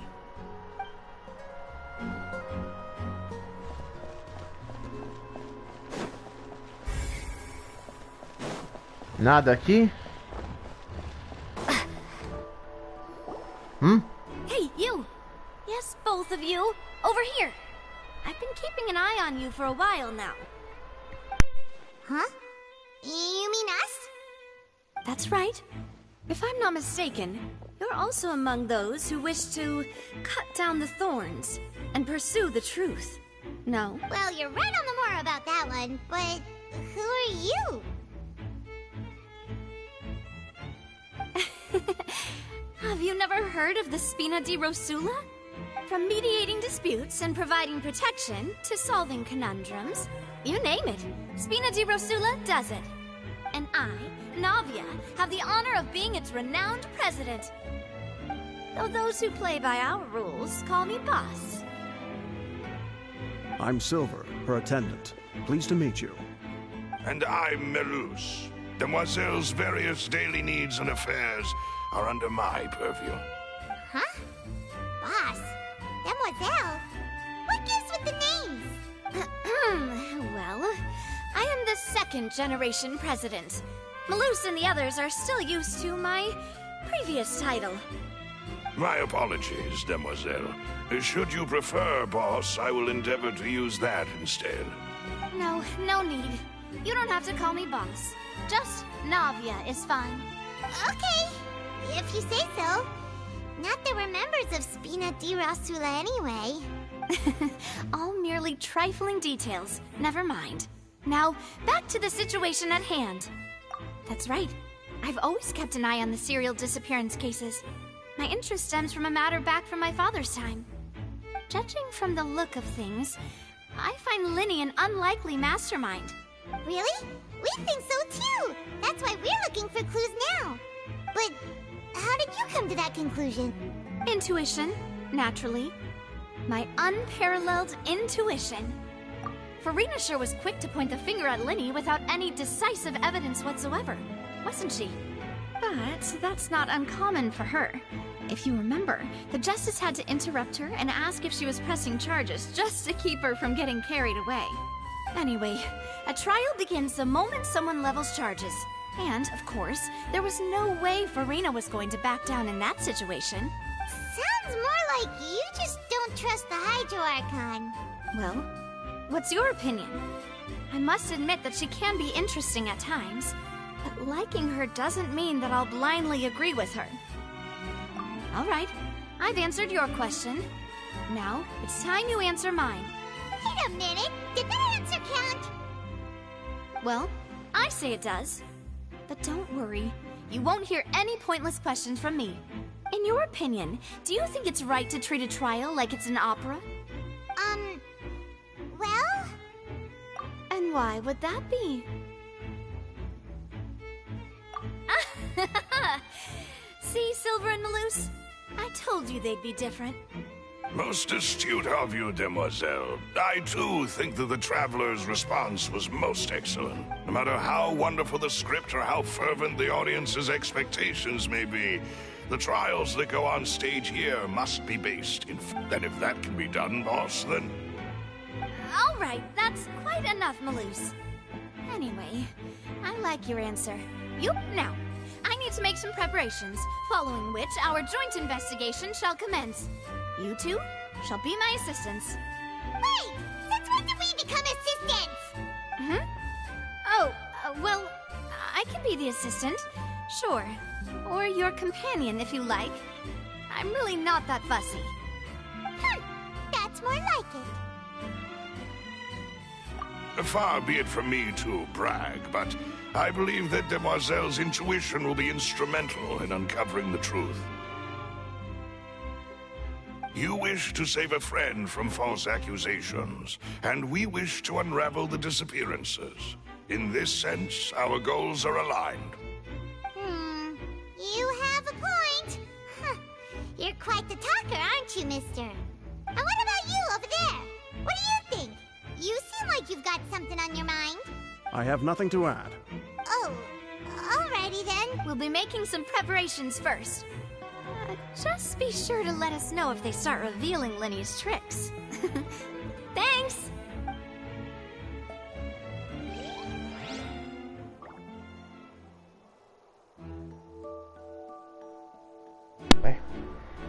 Devia imaginar que essa personagem iria aparecer também. Já foi mostrado no vazamento. Agora vamos continuar nossa investigação para defender a inocência do Linney. Hã? Que é isso? Sorry, but no one can freely enter or exit the Opera House at the moment. If you wish to leave, you must register your identity with us first. No, we're not leaving. We're representing Linny and Lynette as attorneys, so we're investigating the case. Were you always guarding this entrance? Yes. After the Chief Justice gave the order, everyone coming in or out must undergo a strict inspection. So, the missing girl couldn't have left from here. At least, not from that point on. I doubt there was much opportunity then either. How can you be so sure? Well, because I was in charge of security near the entrance at that time. I couldn't see Linny's performance from here, which was quite a shame. Just my luck. But still, I did not abandon my post, and I stayed put no matter how loud the applause was. If someone had so much as even approached the door, I... 3 óperas.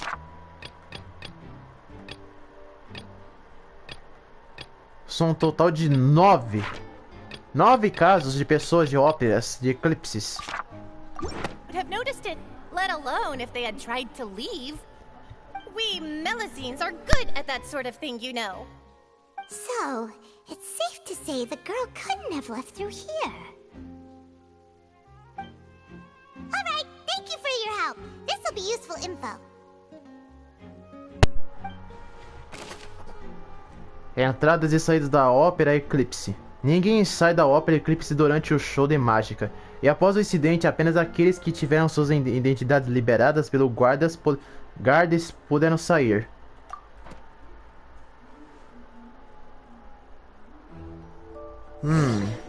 Ninguém pode sair.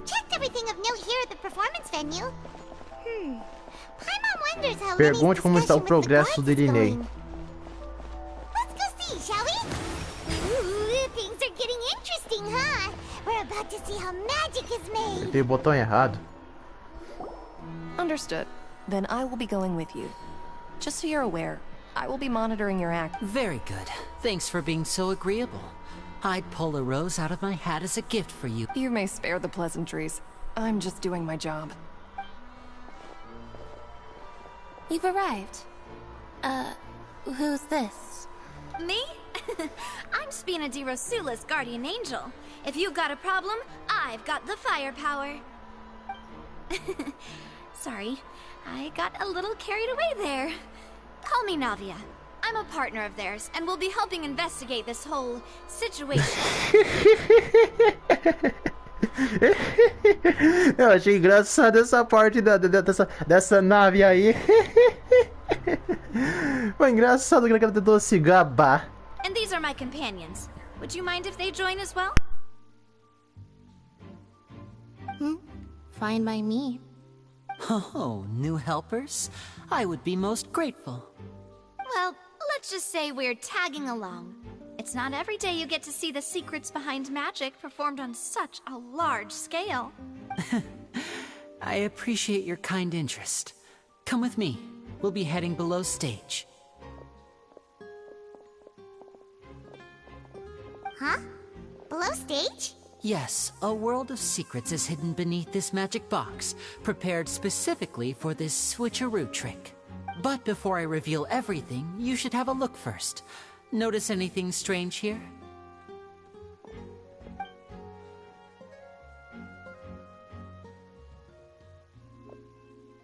I'm not trying to be dramatic. Remembering the details of a trick will help you understand the methods used to perform it more easily. Huh. Weren't there balloons and other decorations here? Ah, good eye. That said, you're still far from discovering the answer. The back? You mean the inside of the door? What's different about it? Paimon? Very good indeed. I thought you might not be able to catch that, given that you were sitting in the first row. The back of this door was patterned. Those patterns are now gone, replaced by a smooth wooden board. So, if you put 2 and 2 together, what do you get? Exactly. All right, let's go. I'll tell you how it works as we head down.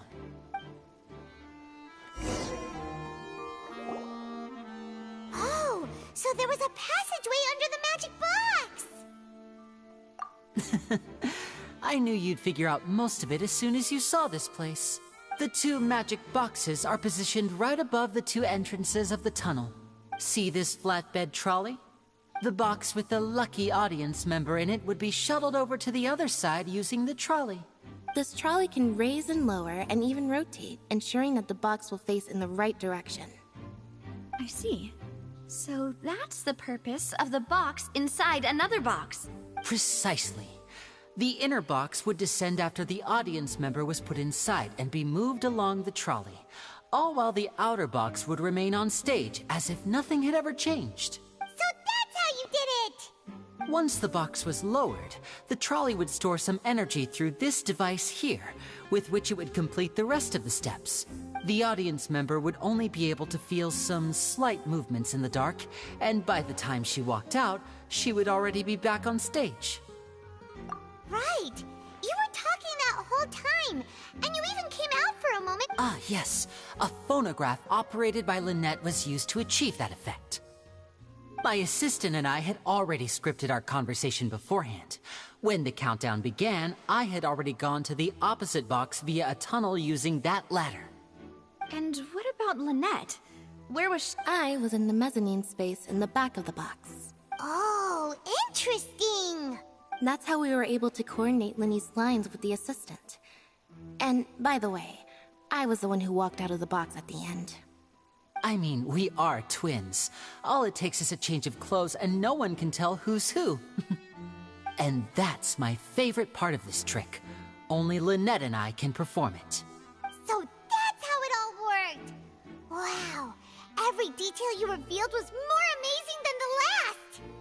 Lynette would briefly walk out of the box and then go back in, jumping into the tunnel and escaping before the box on the trolley could finish ascending.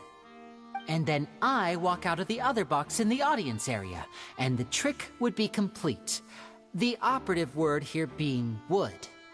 But as you saw, Cal was in the box, not our audience member. She, on the other hand, mysteriously vanished. We really don't know how that happened. If not for that interlude, this would have been an astonishing trick. I probably never would have figured out how you pulled it off. And yet, to think that someone was able to use this magic trick to commit... Could we have a look around? I think we can come up with some more leads.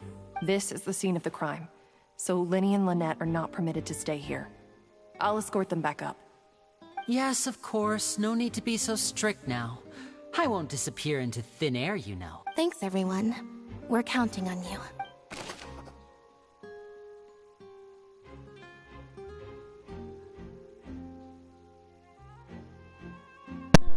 O truque de mágica. Linneo deu um relato detalhado de como o truque deveria funcionar, usando uma caixa dentro de outra caixa. A ideia era que a caixa que continha um membro da plateia fosse transportada através de um túnel subterrâneo. O Linneo também usaria esse túnel para chegar ao outro lado. Enquanto isso, tendo trocado de roupa, Lynette e seu assistente assumiram as interações no palco. Hã? Enquanto isso, tendo trocado de roupa, Lynette e seu assistente assumiram as interações no palco. Eu fiquei um pouco confuso nessa parte aí. Estrutura da caixa mágica do palco. A caixa mágica no palco possui uma camada adicional na parte de trás, na qual Lynette, vestida como Linnea, permanecia escondida. Na qual Lynette, vestida como Linnea? Então todo esse tempo o que tava falando lá não era o Linnea, era a Lynette. Putz grila. Como até agora eu não percebi isso? Porque durante o show eu não vi a Lynette em lugar nenhum. Permanecia escondida. Ela aparecia no final do truque de mágica e faria as pessoas acreditarem que Linnea havia sido capaz de mover instantaneamente para a caixa do outro lado. Estrutura da caixa mágica do espectador. A caixa mágica do centro das arquibancadas tem duas camadas e, abaixo dela, há uma entrada para um túnel subterrâneo. Era assim que o sortudo membro da plateia devia ter sido transportado sem que o público percebesse. Nossa, é tanta coisa para investigar que consegui bastante pistas. Olha. Haha. Conseguimos quase muita coisa. Quase tudo. Só faltam 2. Eu achei que ia ter eu pensei que ia ter complicações para poder conseguir evidências, mas ainda bem que é fácil. Não gosto de ver personagens que se dão muito mal. What's this? Looks like a hook tied to the end of a rope. Huh? There's all kinds of odds and ends here. Perhaps it was a prop for a different trick. But why would it have been left here? Whatever it is, let's make a note of it first.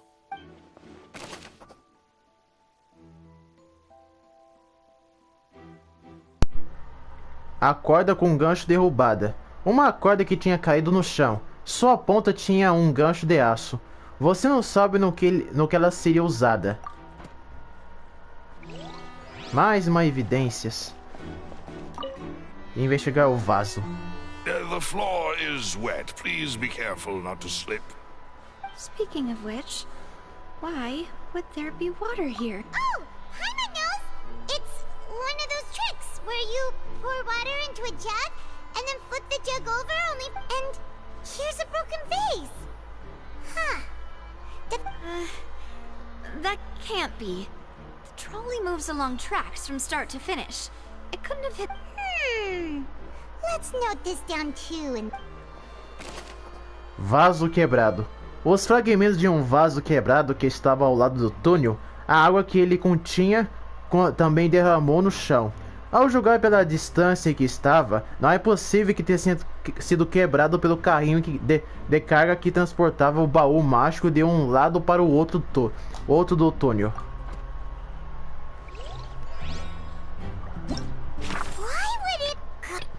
Ah, sério? Whoever this is. Mais 3 casos.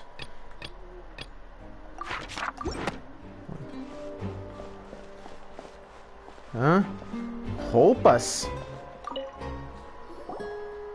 Oh, these are the clothes that the lady chosen from the audience was wearing, right? Her clothes are here, but she's nowhere to be found. Mas... Oh, tá errado aqui. Tá errado aqui o que a Royalverse botou esse detalhe aí. Não era... A cor dessa roupa não era roxo, era branco a roupa da NPC figurante. Right. And do you really need to do that if you're kidnapping them? Ugh, this is so confusing. Paimon doesn't want to be a detective anymore. Roupas da moça. O casaco pertencente a Halsey, a mulher que desapareceu, foi encontrado no túnel. A razão para isso ainda é desconhecida.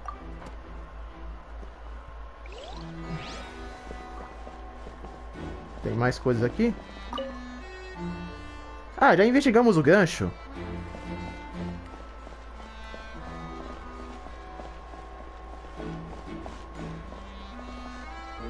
Vou observar o cara.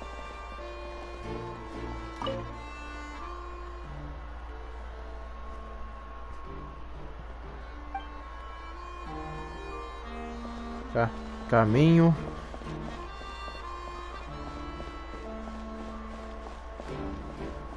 Sentar?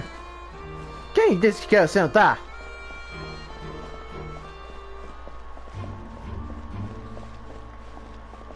Observar caixa de objetos.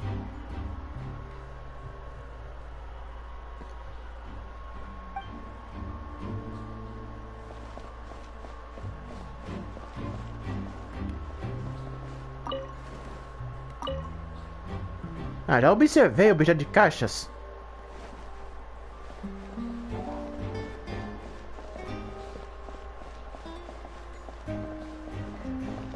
Observar a corrente da plataforma.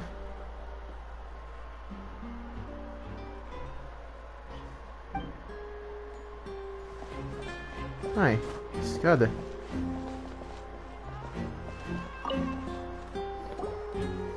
What is this place? It seems someone could fit through here. Huh. Could this have been the... Alone, perhaps. But if they had to pull another person with them, this space... But there are no other ways in or out of here. Oh, you're right. Let Paimon write that down. Ventilação do túnel. A ventilação do túnel parece que permitiria uma pessoa passar com dificuldade, mas fugir por ele levando a moça desaparecida parecia uma perspectiva improvável. Seems we're just about done investigating down here. Yes, let's head back Retorna à up. superfície. Bom, já investigamos muita coisa aqui. Observar a escada.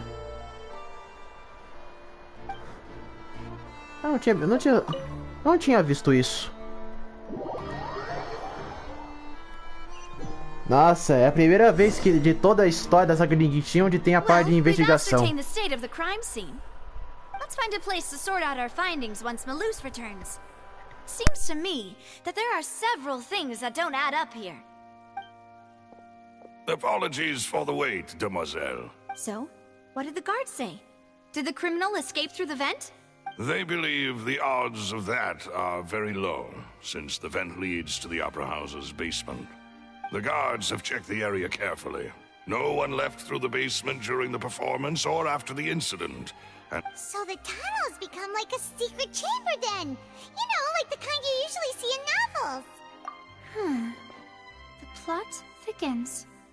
Halsey's disappearance and Cowell's death are both quite inexplicable.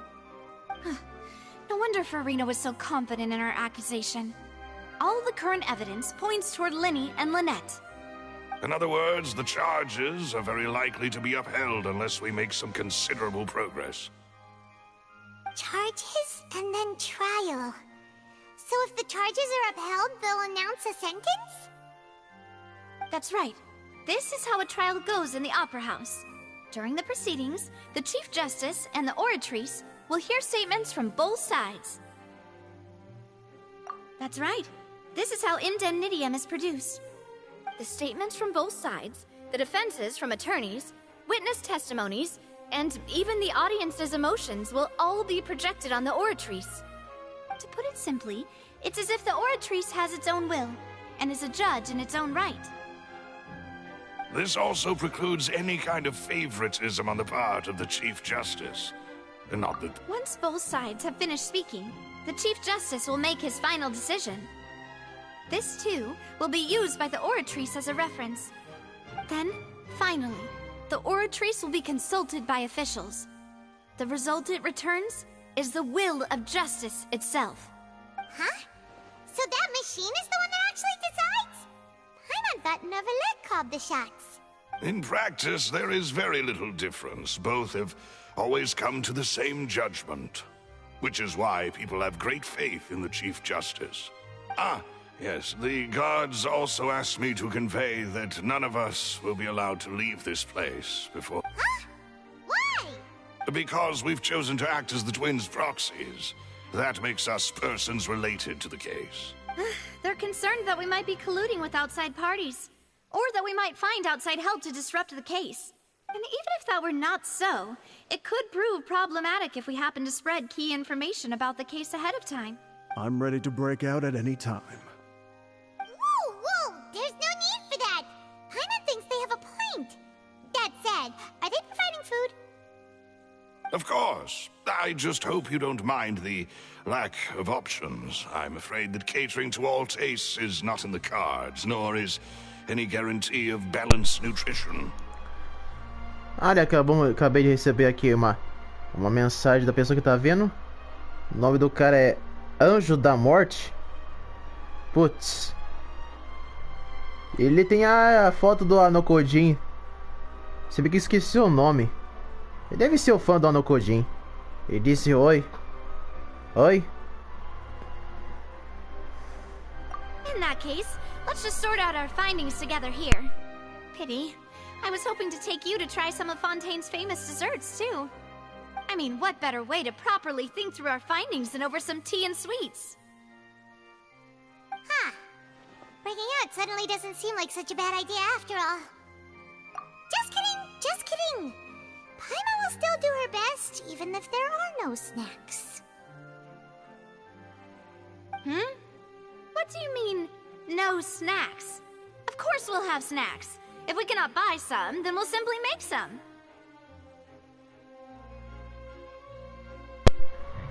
De boa, Anjo da Morte. Tranquilo se você é fã do Anokojin. Eu também gosto do personagem, apesar de ser meio sombrio às vezes, mas... Pior que ele tem bom senso às vezes.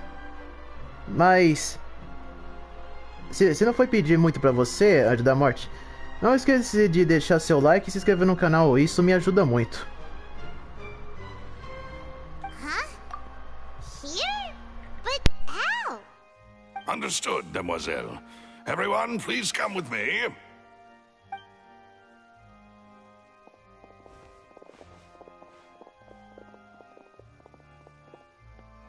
Wait, you're carrying a portable stove with you? Yes, I must be prepared to meet the Demoiselle's baking needs whenever the fancy strikes her. I have eggs, sugar, and almonds at the ready.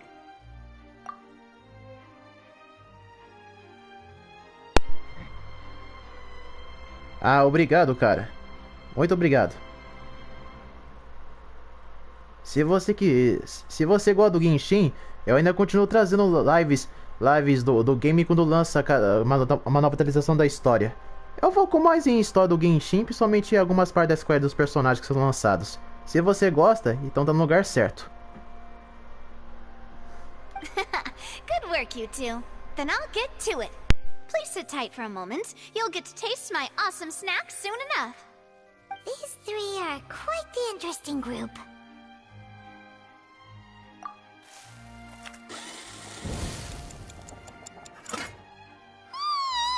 And Paimon thought it smelled good while it was still in the oven. Oh, it's even better better now. Paimon can't stop drooling.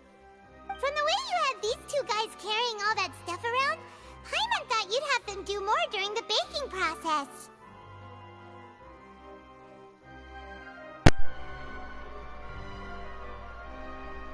But you ended up doing the entire thing by yourself!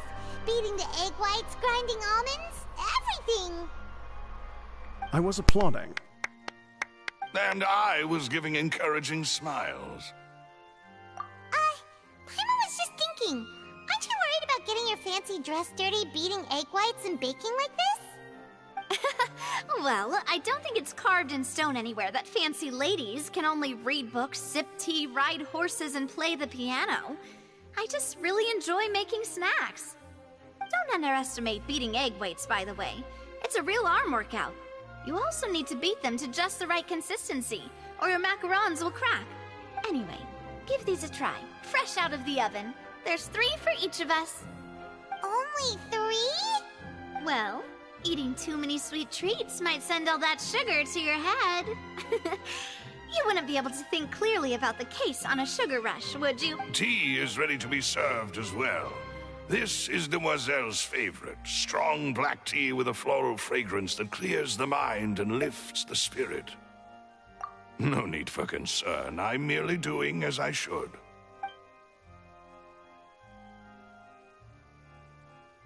All right then. Down to business.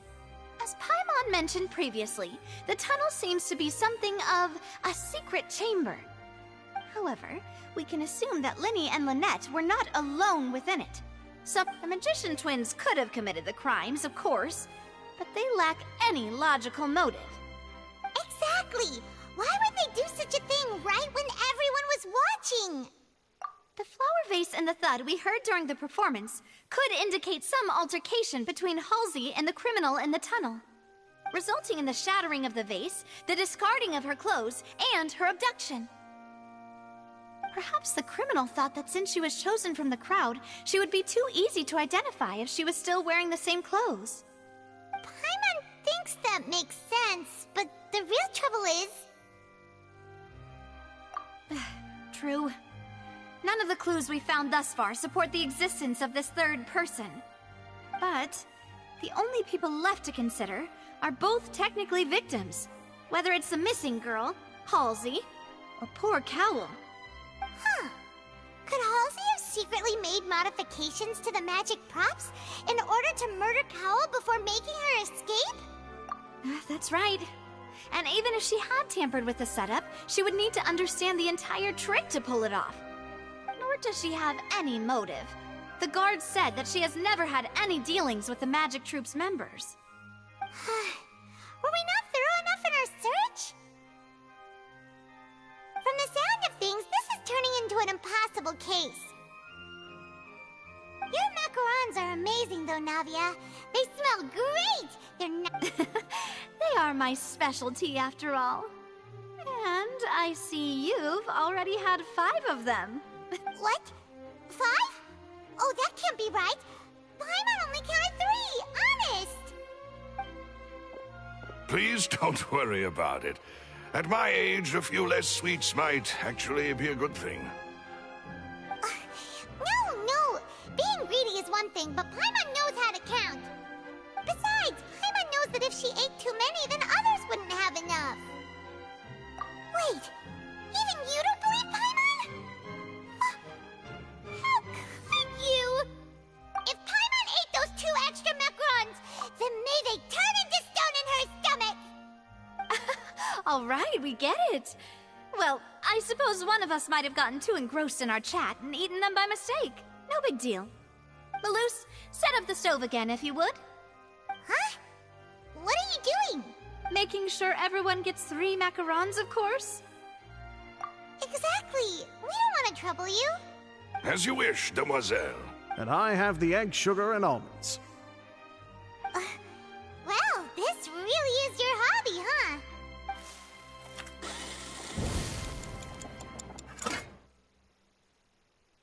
Well, that's it for snack time.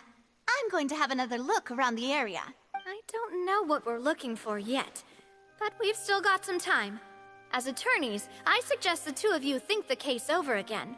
It would be awkward if you got all tongue-tied on stage during the trial. Alright, thanks for your help, and for the snacks. It was nothing. A small task for the Spina di Rosula. Silver, Malus, it's time to go. I'll be back if I find anything new.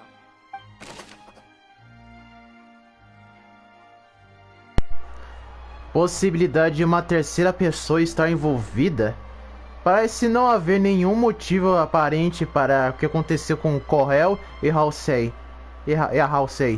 Mas depois de conversar com a Navia, a possibilidade de uma terceira pessoa estar envolvida é muito baixa. Vixe. Terceira pessoa. Alright, it's time to put our heads together. We've got to get our defense ready for the trial. Oh, it's probably gonna be a long and difficult case. There's no point in worrying about that now. We just need to prepare. Here, take Pyron's notes. They should help you review the situation. Tá ficando tenso. Tá ficando tenso ainda mais nessa parte de investigação. De investigação com Linnea e com a Lynette. Mas antes disso, vou aqui nas conquistas. Primeiro, pra ver. Pra conseguir gemas. Se bem que até agora eu não fiz nenhum tiro no banner da Elan e do Linnea também. Espero estar jogando do dia. Então tá.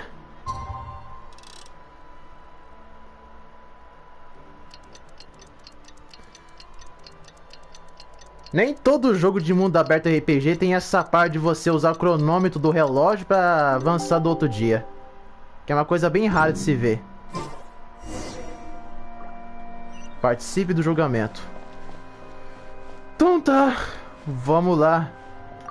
Salvar a pele do Linnea e da Lynette. Mas peguei essa foto aqui primeiro pra não deixar de fora. Eu tomara que todas as evidências que eu peguei até agora sejam suficientes pra conseguir a inocência do Linnea e da Lynette. What do we do? The whole situation is so confusing. Good plan. Impossible things don't just happen. We'll get to the truth one way or another. Just relax. Even if everyone else suspects Lenny and Lynette, at least we will be supporting them from the stands. Besides, I doubt Farina understands any more about what happened than we do. Thanks, Navia. Well, we'll be going then. Best of luck to you.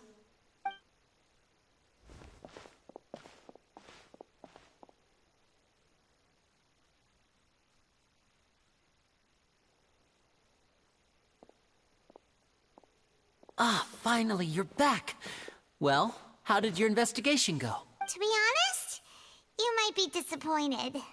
No. We're already very grateful that you were willing to help. Well now, don't you all look disappointed. Don't tell me that your investigation came up empty-handed. Lá vem a boca aberta. Olha, eu tomara que quando chegar o banner da Furina e também da sua quest, tomara que tem como a gente fazer essa personagem descer do pedestal.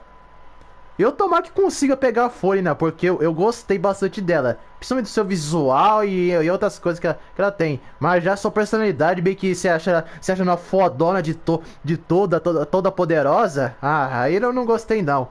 Eu prefiro que ela desça do pedestal e deixe de ser acusadora de todos e que fica julgando todo mundo e comece a ser Marcote de boa.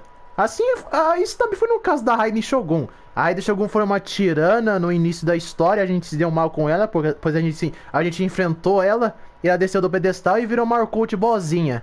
Tomara que isso aconteça com a Furina na história. That was to be expected, of course.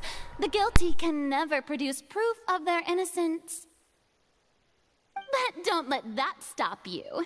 I shall be terribly disappointed should you, my most anticipated foe, concede so easily.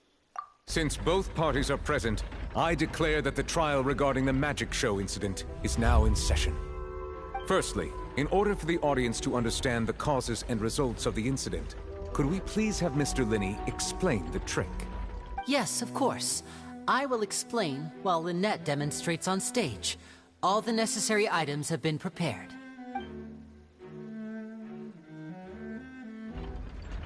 Thank you, Mr. Linney.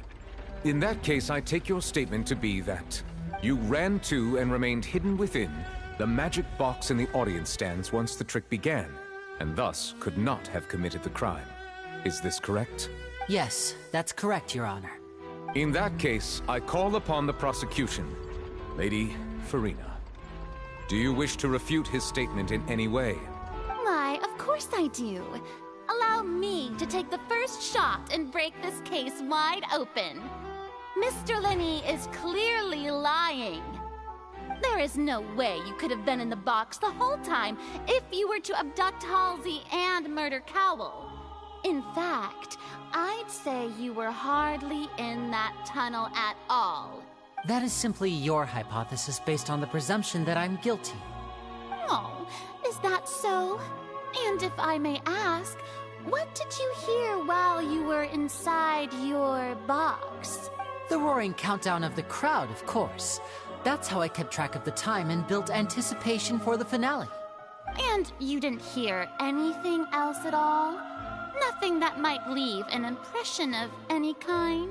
No, nothing. I see. But when the count reached 30 seconds or so, there was a thud.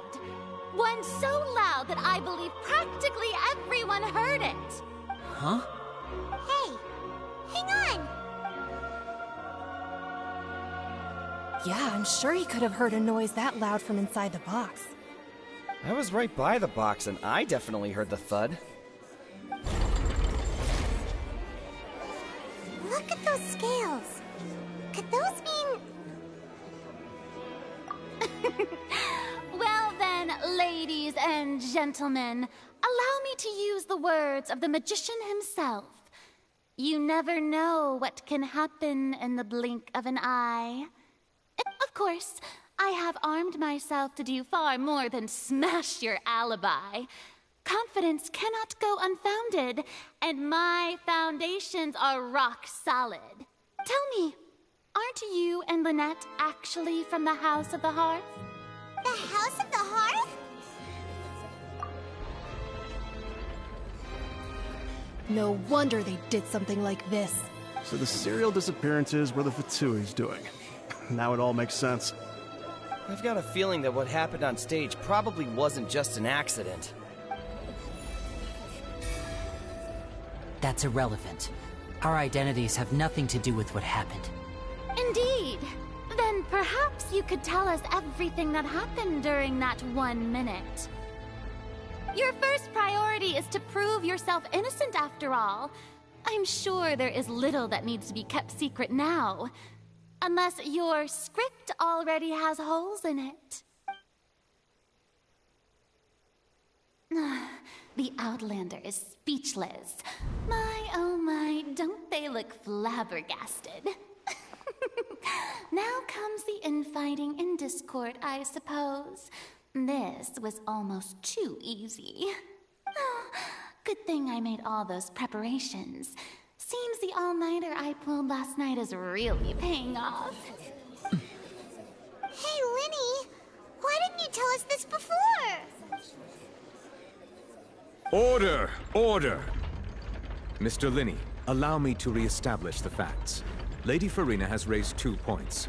First, when the thud was heard in the Opera House, you were neither in the box nor the tunnel. Second, you and Ms. Lynette are both members of the House of the Hearth. Are these claims true?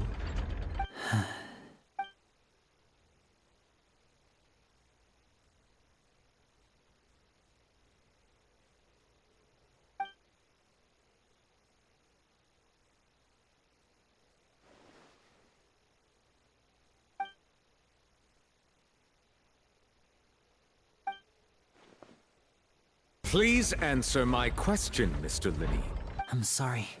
Yes, they're true, Your Honor. I knew it! Well, that's it. We might as well move on to the sentencing already. What should we do now? Granted.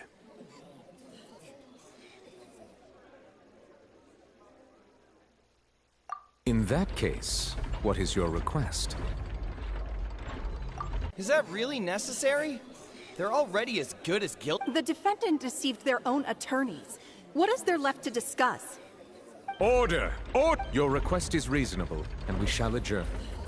This trial will So you would stick to Mr. Linney's defense even after knowing what you do now? You certainly have more professionalism than I thought. In that case, my dear audience, let's allow the joy of victory to steep for a little while longer.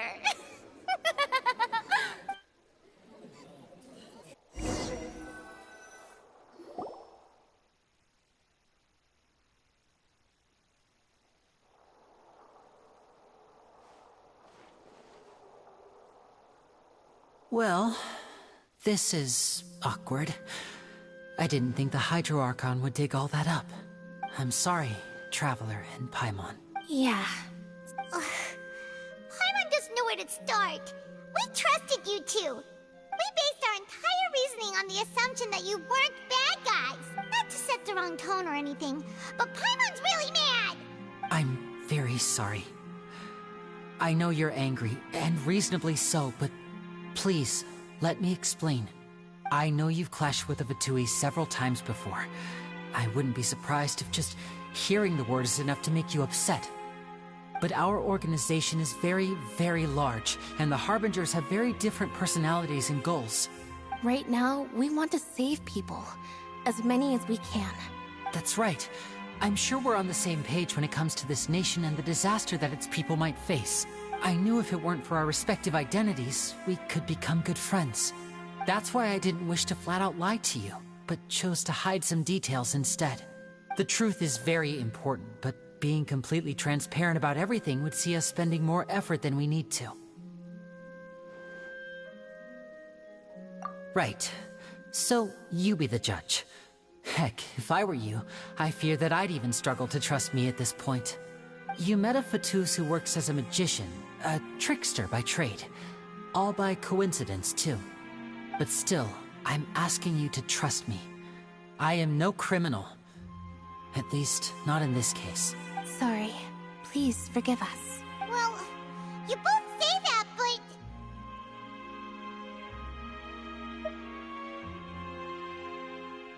Right. Let's hear your answer first, and no lies now! Of course. I'll answer any question you ask. We've been trying to find out how the Oratrice operates. We want to know why it has consciousness. Why can it deliver sentences accurately? During our investigations, we learned that the machine's core is beneath it. From that moment on, Lynette and I have been designing this box swap trick, with the objective of getting close to the core. Is that why you needed a whole minute? That's right. In truth, the audience would take about 75 seconds to count down from 60, while I would only need 15 to get to the opposite box. So, after jumping into the tunnel, I accessed the Opera House basement via the vent, and went to investigate the room in which the core is stored. That air vent was created during the construction of the tunnel specifically to execute this step. Well, nothing. As soon as I reached that room and was about to investigate, I heard someone's voice. Which should have been impossible, of course. I was quite certain that I was the only one in the room. That voice seemed to recognize me and tried to speak to me. I chose to err on the side of caution and retreated the way I came. On the way back, I saw the broken vase and the clothes on the ground, but the countdown was almost finished, so there wasn't time to give it any thought. After that, the homicide occurred just as you saw. Well, that explains why you didn't hear the thud. Because of that prophecy I told you about, of course. We must know all we can about this nation's secrets in order to deal with that prophesized crisis. That's the only way we can save everyone. So, there you have it. The whole truth. I swear, I didn't hide anything. It was never my wish to proceed under this cloud of mistrust either.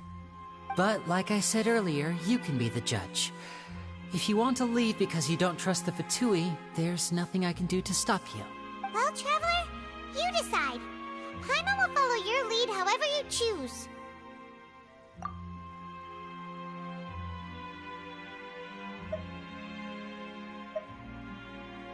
Okay, thank you. Thanks for giving us a chance. The current problem is that the scales are tipped pretty badly against you two. If we want to refute the Hydro Archon's accusations, we're gonna need a seriously watertight defense. Huh?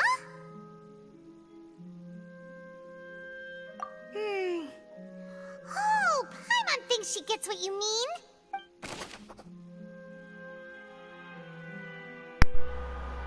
Depoimento do Linney. Linney disse que ao entrar no túnel, ele se dirigiu à câmera que contém o núcleo da Oraquina e não presenciou o crime. Por isso, não ouviu barulho. A voz da câmera do núcleo de Oraquina. Linney disse ter ouvido uma voz misteriosa vindo da câmera que contém o núcleo de Oraquina dentro das estruturas subterrâneas da Ópera de Eclipse. Putz, grila, cara. Continua participando do julgamento. Olha, tudo vai ficar bem quando terminar a saga da história de Fontaine. A cor de Aido vai descer do pedestal. Ela vai ser amiguinha da...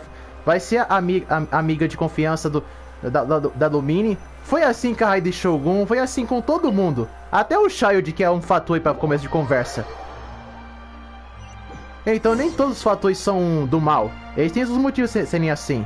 O Child é um deles, mas ele é antagonista. Both parties have returned to their positions.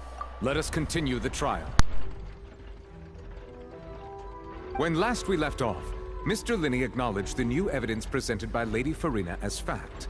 Therefore, Lady Farina may continue stating her reconstruction of the events.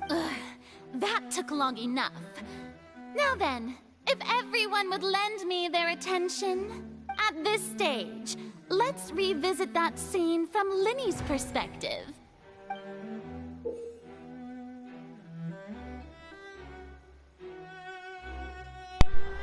Hã? O que é isso? Baseado nos relatos da testemunha, você pode contar partes das suas declarações que não têm fundamentos? O que é isso? Use as evidências e pistas obtidas durante a investigação para refutar quaisquer série de eventos que não fazem sentido. Substitui elas com novas interações. Inferências. Use suas retulações para convencer o público a obter mais apoio das pessoas, ao que vai exigir mais essas mudanças claramente. Quando começar a encontrar e refutar todos os conteúdos incorretos, você pode completar o ciclo refutando e revelar a verdade. Ah, cara, não. Não deixa isso comigo, não! As the countdown began, he entered the tunnel.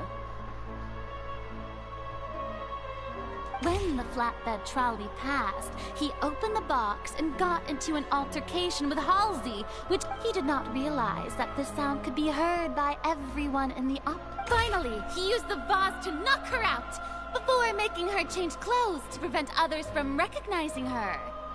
At this time, Cowell arrived in the tunnel, having heard that strange noise. So Linney proceeded to knock him out afterward. Linney passed the unconscious Halsey to his accomplice and there you have it.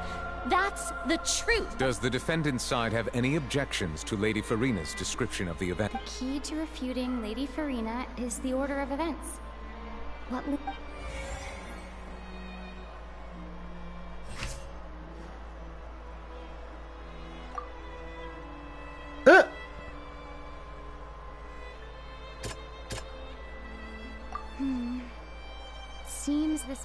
Que bom, é igual na saga de Sumero.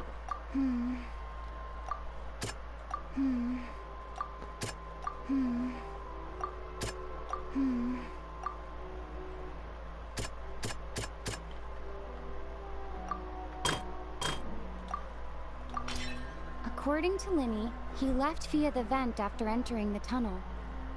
He couldn't have had that altercation. Esse acertei, por enquanto. Errado. Acertou. Ainda bem, Royalverse, que vocês não fizeram nada de improvável nisso aqui. Ainda bem. Não quero que ele... Attention! Ace Detective Paimon has something When the countdown started, Lenny did indeed, but he immediately used a vent to access the Opera House basement. Which is, once he reached that area, he heard a voice in what should have been an empty room. The crime scene had already developed by the time he reached the tunnel again. And in order to complete, finally, he reached the surface. And that was when the axe... Aê! Tá empatado.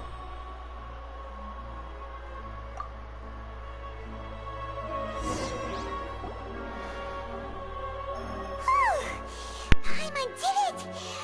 Paimon actually managed to say all that! Wasn't it awesome? In other words, you believe that he knew nothing of the incident? That's right! My reasoning?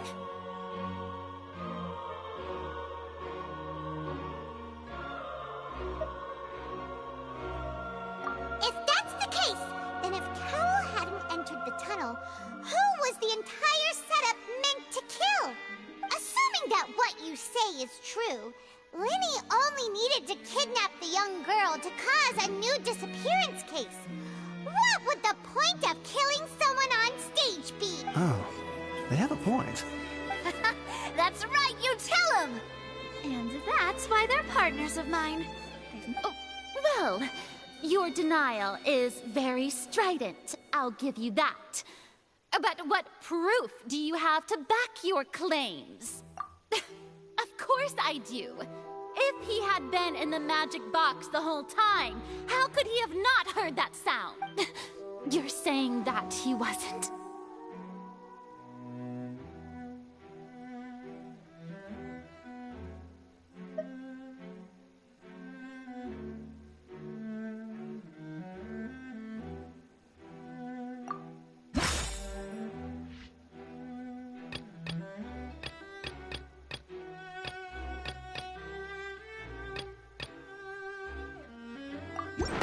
Are you sure we don't need to give this more thought? Paimon thinks there's something off here. That's right! Lenny wasn't in the box or in the tunnel. That's why he didn't hear anything strange during the performance. This means that when the crime happened, Lenny had already entered the basement via the vent. The same clue you used to disprove his alibi has now become the best proof! How do you like that? Well played. To think you'd use such logic. Well then, if it wasn't Lenny who committed the crimes, then who was it?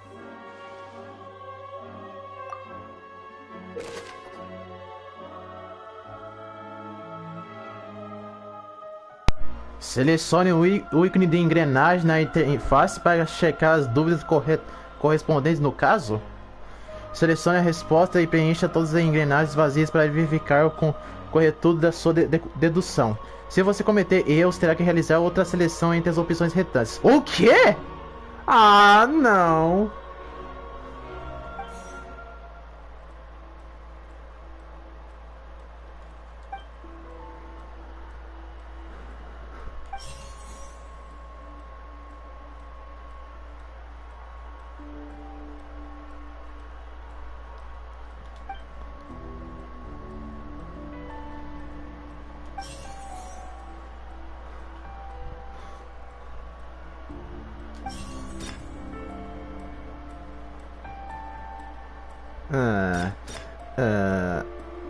Halsey is the missing person and an ordinary audience member.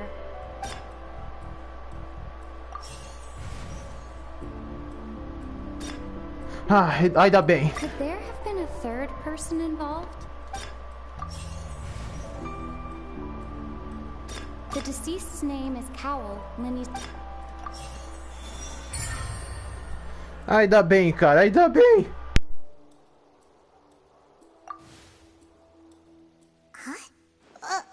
That can't be right. Are you serious? The killer was, in fact, Cowell, the deceased! Oh, is that so? How interesting! Let's hear your reasoning then. What I must do next is recreate the truth. What Cowell did, and how he went from would-be perpetrator to victim.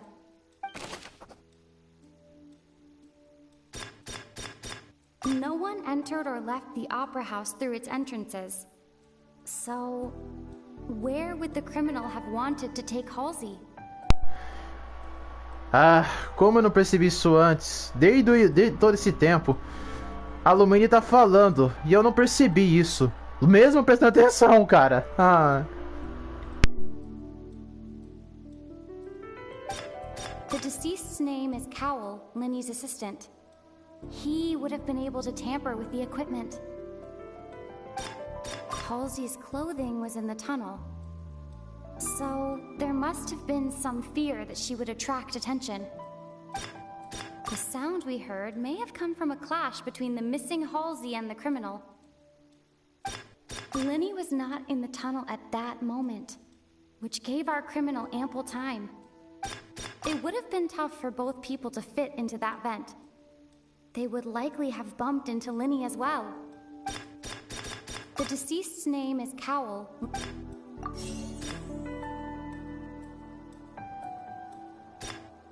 No one entered or left the Opera House through its entrance. Linny was not in the tunnel at that moment. The sound we heard may have come from a clash between the missing Halsey's clothing was in the tunnel.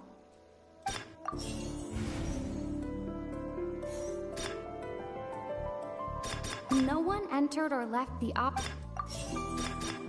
The deceased's name is Cowell, Linny's assistant.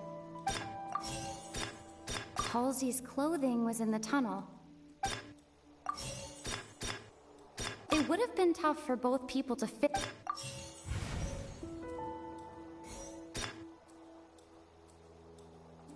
Halsey's clothing was in the tunnel.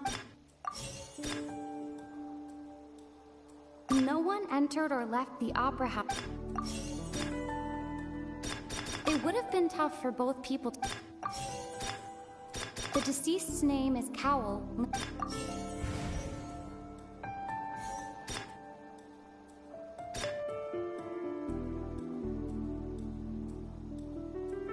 The sound we heard may have come...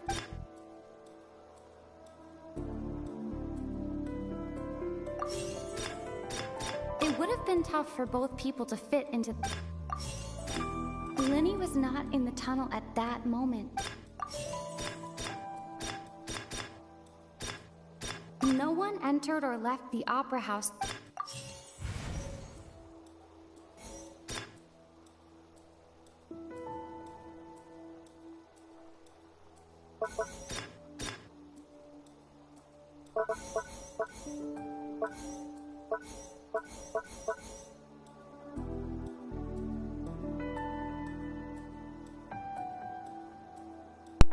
Olha, gente, tá ficando difícil aqui. Muito difícil de tentar encontrar essa hipótese. O jogo, ele não deixa a resposta clara. Nossa. A Orvalho deixou um baita desafio pra nós, com jogadores, pra poder suportar isso. Tá, vou ter que pensar aqui um pouco como resolver isso.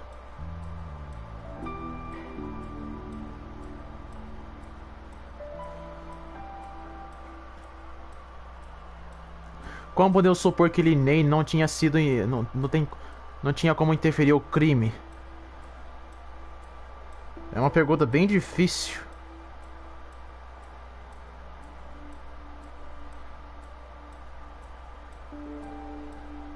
Então vamos tentar resolver esse mistério todo.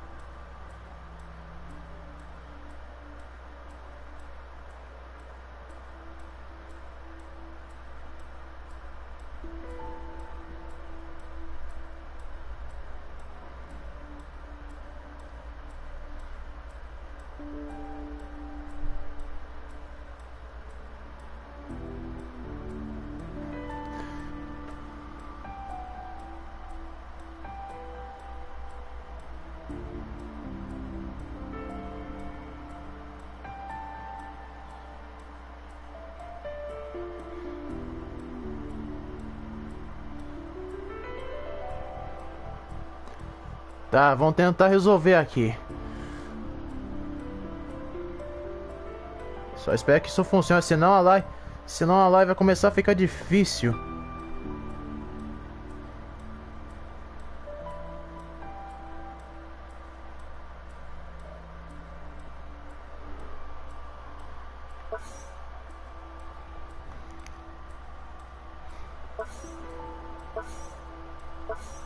No one entered or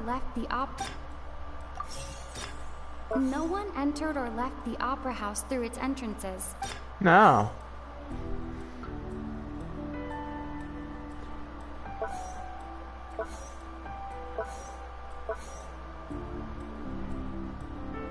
Halsey's clothing was in the tunnel. So there must have been some fear that she would attract attention.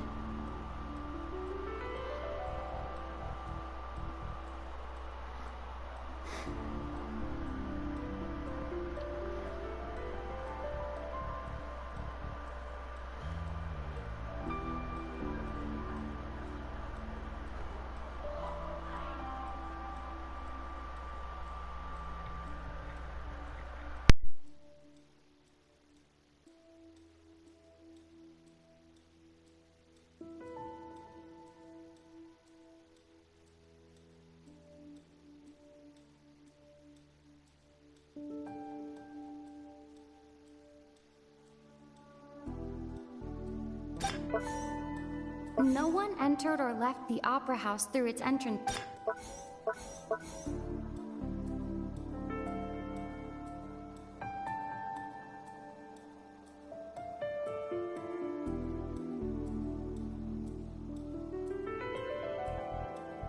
No one entered or left the opera house through its entrances.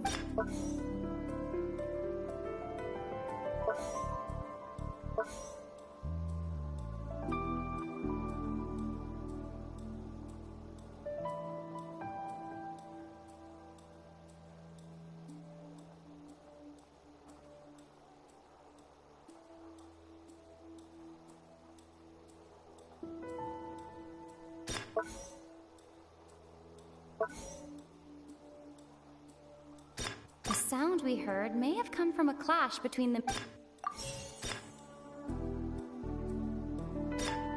It would have been tough for both people to fit into that vent. They would likely have bumped into Linny as well. Linny was not in the tunnel at that...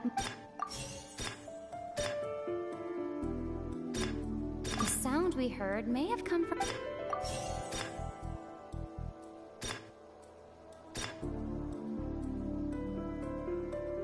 Linny was not in the tunnel at that moment. The sound we heard may have come from a clash between the missing Halsey and... Halsey's clothing was in the tunnel.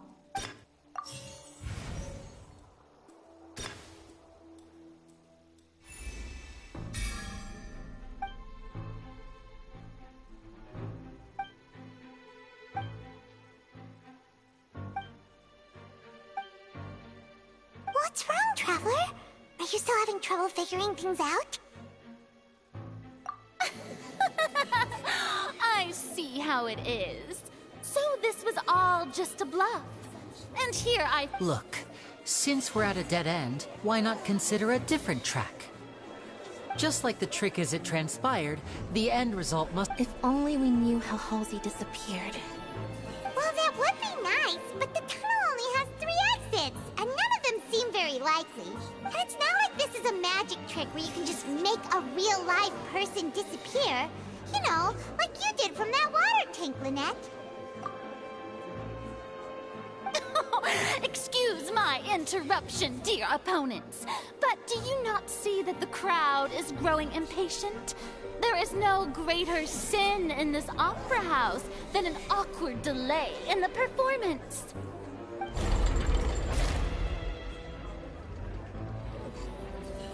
If the defense is unable to make further effective arguments, we will move on to the next stage of the trial. Linny was not in the tunnel at that moment, which gave our criminal ample time.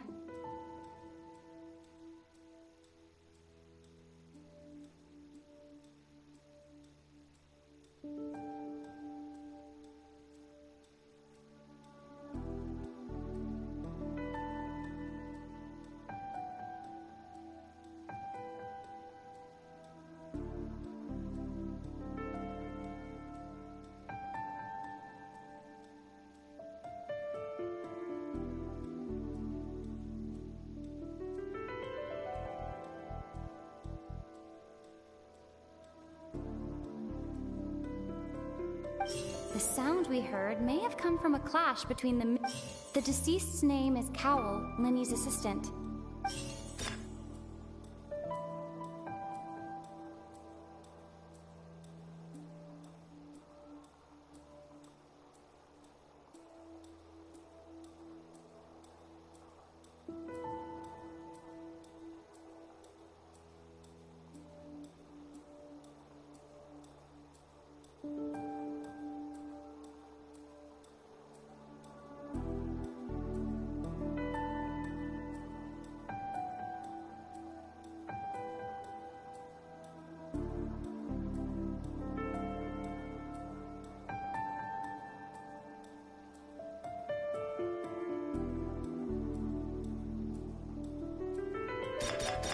The vase was not broken by chance.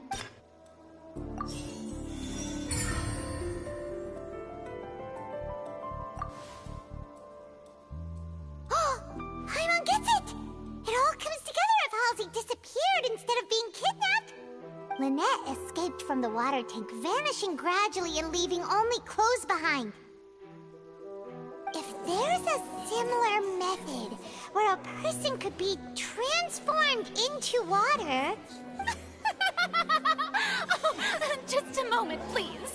I do hope you know how preposterous you sound at the moment. How could a person ever be transformed into water? This is reality we're talking about here, not some Must we really? I should think that of anyone. Your friend Linny already knows this truth very well. Magic tricks are ultimately just illusions and misdirection. But Halsey's disappearance is very real. Even so, I trust the Traveler's judgment. The truth must be out there somewhere. Perhaps some new line of reasoning may open if we try to gather all the focal points that don't make sense. Since Cal was the deceased, we haven't placed much attention on him. But given that we aren't making much progress with the case, it wouldn't hurt to have a look at his belongings, would it? People really do come up with all sorts of harebrained schemes when at the end of their rope. The way I see it, your suggestion that we broaden the scope of our investigation is nothing but a tactic for stalling the trial. Nevertheless, I believe that this is a reasonable request on the part of an attorney. Since the trial does indeed appear to be at an impasse, I believe that additional evidence may help us make more progress. Guards, please step into the lounge and examine the personal effects of the deceased, Cowell.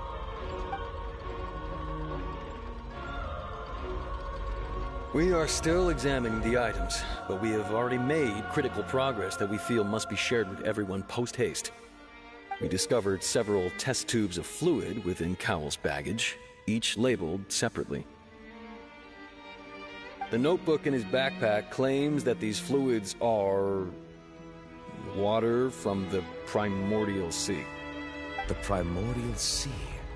The note's contents also indicate that Cowell belonged to an organization that sells illegal drugs and that he had an accomplice.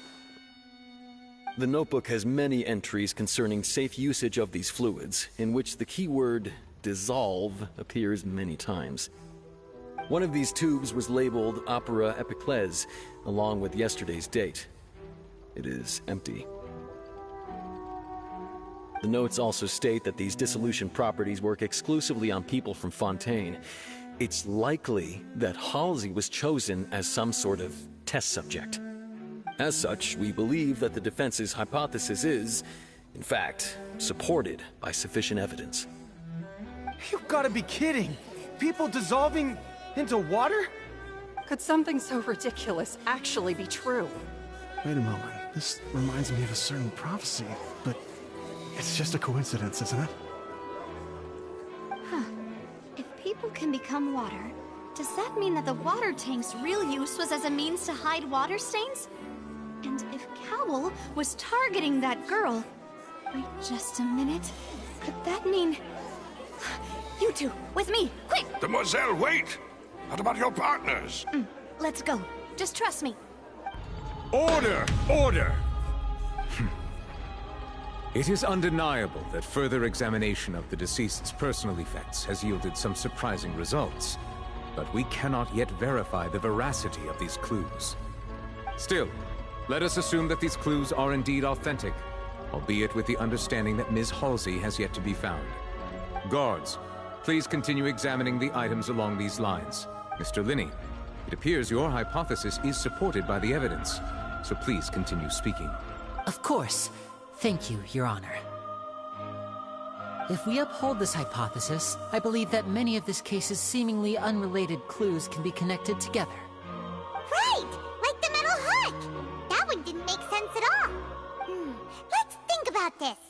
Cowell's methods must have something to do with that water from the primordial sea.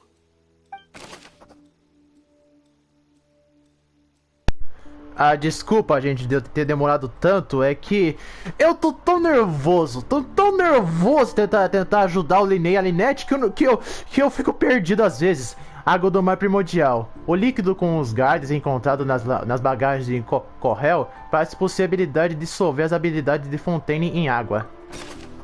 Nossa, cara, como tá tenso isso aqui, tá tão tenso que eu tô até perdido.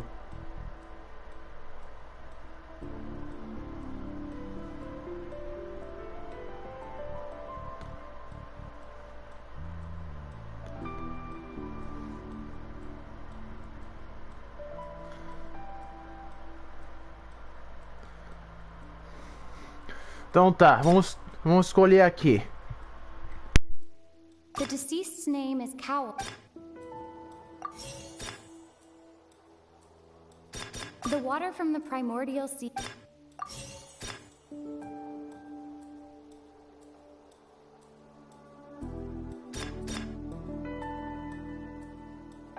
I remember there was something else within the inner...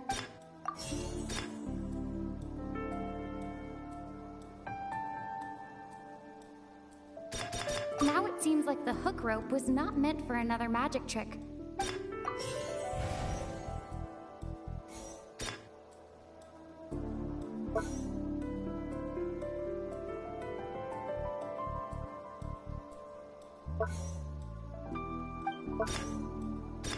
Now it seems like the hook rope was not meant for another magic.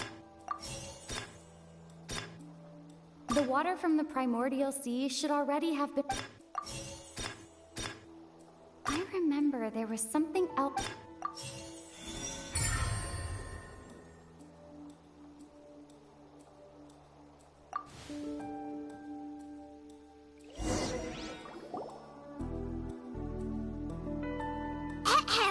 It's Ace Detective Paimon's time to ship! In the original plan, Cowell would tamper with the water tank rope and the number selector securing his target. When the magic box containing Halsey was lowered, the metal hook would retract gradually and pierce the balloon at the top of the box.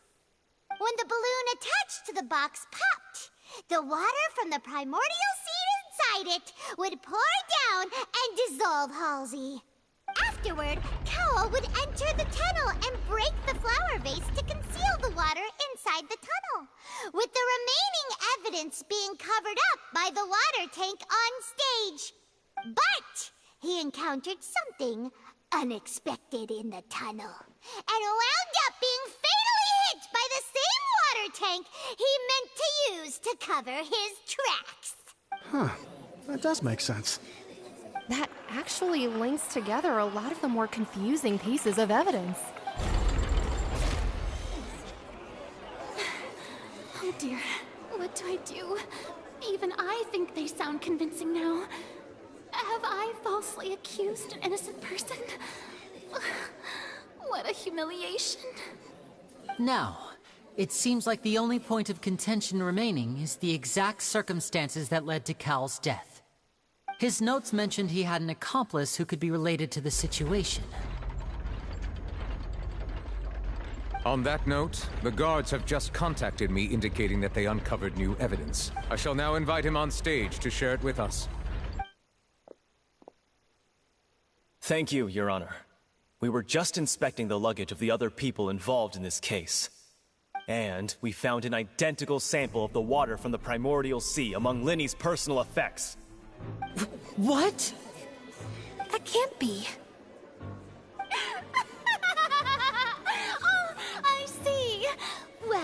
How wonderfully comedic to have your own counterattack only to come back and wound you. Does this not clear all doubt? My dear citizens, my loyal audience, allow me to present my reasoning and bring this performance to a swift close.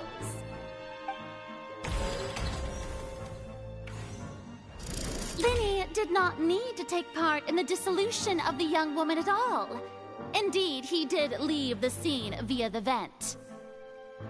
Having made modifications to the props beforehand, his accomplice Cowl then caused Halsey to vanish using the water from the primordial sea.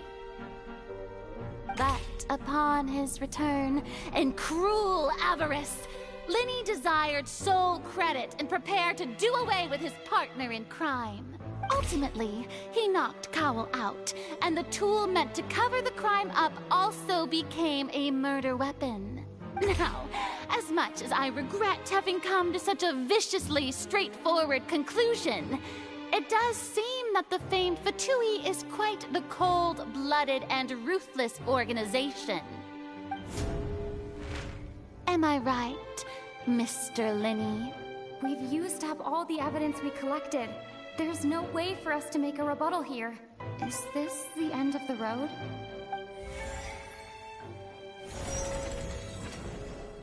Oh no! Paimon can't think of anything either. It doesn't look like there's any way around this. Seems using the water as new evidence was too good a move.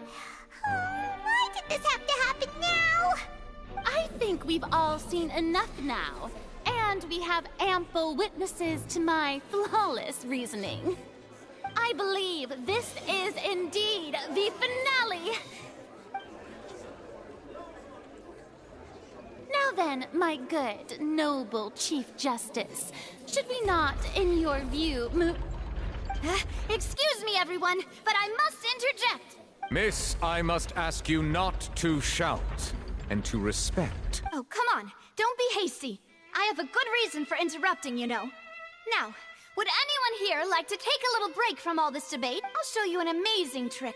One that can bring a young woman who has disappeared back in the flesh, right before your very eyes. Please, do the honors, miss. But what in the world is she saying? No offense, miss, but miracles like that are beyond my scope as a magician. Come on now, don't be silly. Magic is all about misdirection, isn't it? It often conceals the truth while presenting a fascinating illusion. But once everyone believes the illusion, can't magic reveal the truth to them once again? And wouldn't such a trick be the most marvelous finale to today's performance? Come on, Lenny and Lynette. Give it another go. Don't worry. Spina di Rasula has made the necessary arrangements on your behalf. But, as the magic makers and stars of the show, I think I should leave the final performance to you. I understand.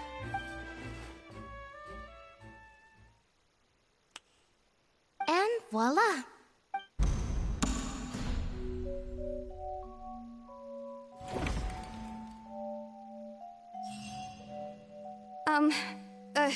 Sorry for the interruption. Wait, isn't that Halsey? So the whole thing about people dissolving wasn't true after all? To be clear, I'm only here because this person told me that if I testified, the merit of doing so would lessen my sentence. I was hiding outside this room listening to the proceedings because I was afraid that I would be the one put on trial. I was just feeling happy that no one had noticed me, and then before I knew it, she caught me. That'll teach you to underestimate us three. Where should I begin? I'm sorry. I'm the one who killed Cowl. I admit it. What? Firstly, my name isn't Halsey. It's Lillian, and I'm originally from Mondstadt. I heard that Linny's show was gonna be a real thriller, but I missed the chance to buy a ticket, so I stole one. That's how I make a living. I steal stuff here and there. And I'd never been caught before. But I was noticed at the harbor a few days ago, and I barely got away. Linny... Hey! No wonder you look familiar! So you were the thief! Liddy even mentioned that you were pretty skilled. Well, and I thought that would have been the end of it, but then the number selector chose me. He even mentioned the Fortress of Meripede. That's a prison, isn't it? So you can imagine how shocked I was. I thought he was on to me for sure. So I played along with the show while looking for an opening to flee. But then I got water poured on me for no reason, and then someone jumped into the tunnel to nab me. I wasn't going to take that lying down, so I knocked him out and stuffed him into the box.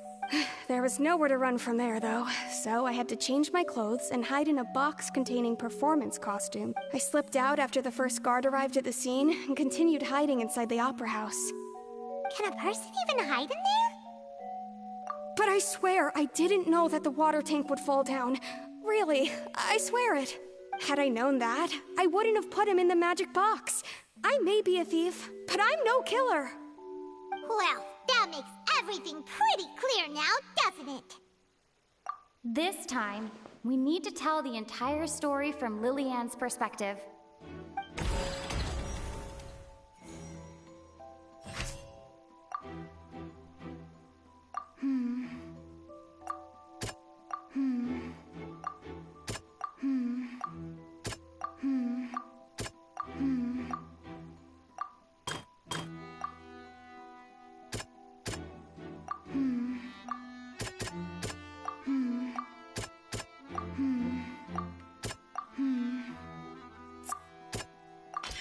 The strange sound wasn't from a...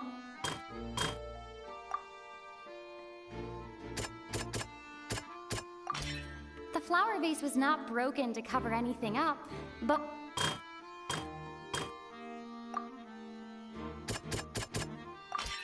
Lillian was afraid that she would be recognized if she left, so she changed clothes and hid, biding her time.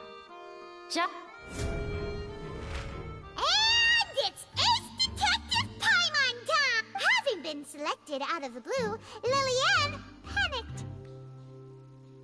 Her panic only intensified after she entered the tunnel and had water poured on her head. So she kicked the door open, producing the thud we all heard. Hearing the commotion, Cowl leapt into the tunnel, only to discover that Lillian had not dissolved. He did not know that Lillian was not from Fontaine, but was a thief who made her way in by stealing a ticket. Mistakenly believing that the water from the primordial sea needed time to take effect, he tried to force Lillian back into the box. The two broke the flower vase during the struggle, but Lillian came out on top, knocking Cowl out and putting him in the box. With no way of escaping, she changed her clothes and hid in the costume trunk until the performance ended.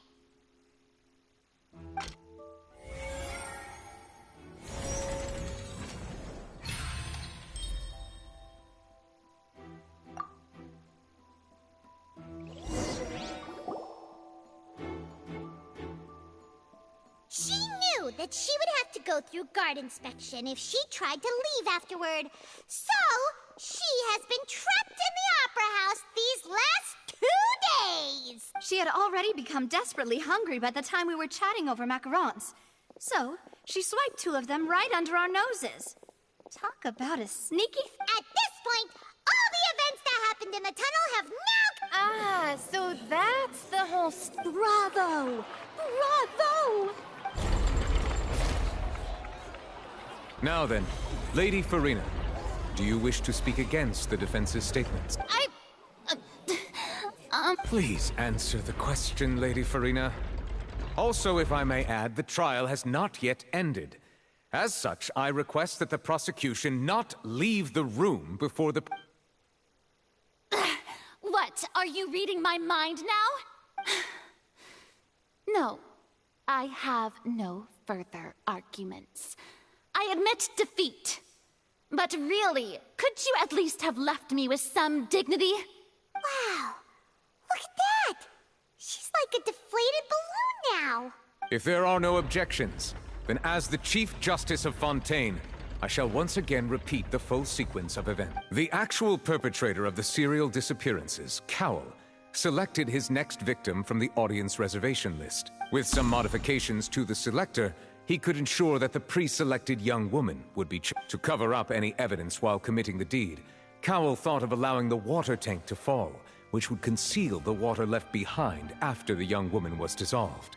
He also tampered with the rope suspending the water tank, using the fireworks at the end of the performance to cause the tank to drop and hide the watermarks.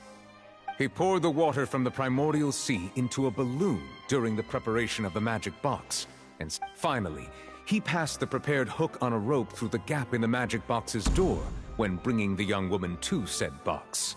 When the magic trick officially began, the box containing the woman was lowered into the tunnel, tightening the hook rope and bursting the balloon containing the water. If all had gone to plan, the young woman would be dissolved at this time. However, Lillian was not from Fontaine, and thus fled the box with a loud noise. Realizing that there was trouble, Cowell entered the tunnel and met Lillian. Thinking that the waters had not yet taken effect, he decided to proceed. However, his opponent was more capable than he thought, and he was overcome, knocked unconscious, and placed into the magic box, and thus became his own final victim. Lillian, according to her own statements, then changed clothes and hid until the performance ended, before hiding in other parts of the opera house. As for Linny, he was in the underground structures within the opera house, and was thus ignorant of these happenings. From this reconstruction of events, we can conclude that Linny, the accused, is in fact in... While there is much in Linny and Lillian's conduct that should still be investigated separate, this case, at least, can be handed over to the Oratrice to make the final decision.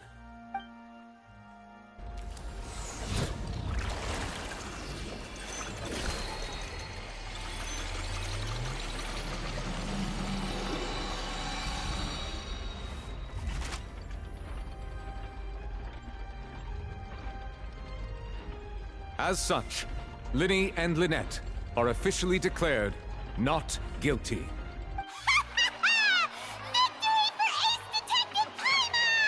Great work, partners. Thank you all. Thank you so much. Next, I think we deserve an explanation, Guard Vaughn. How did you find the water from the primordial sea in Linny's baggage? Right! Your discovery caused me to make a serious mistake, you know. Or was that not a discovery, but false evidence that you dare to bring before this court? I suspect that the accomplice mentioned in Cowell's notes was not Linny, but you, yes? I'm sure you know what you must do to lessen your sentence. Speak quickly! Unless you want to earn yourself a one-way ticket to Coupon Town. I was just following orders. We were supposed to place blame for the serial disappearances onto Linny, and thus cause suspicion to fall on the Fatui. The higher-ups said this was the best opportunity to do so. And now that your plan has fallen through, and the secrets of the water have been revealed, you have become a liability to said higher-ups, yes? Therefore, you would be wise to tell everything you know, and... Yes! I'll tell you everything I know. Our boss discovered that the water can cause people to dissolve. It can also be made into a potion, which when extremely diluted, can cause people to experience unforgettable exhilaration. We've been in this business for a while now, and have made decent more off it. The disappearances were also the boss's idea. I mean, this is the boss we're talking about. The...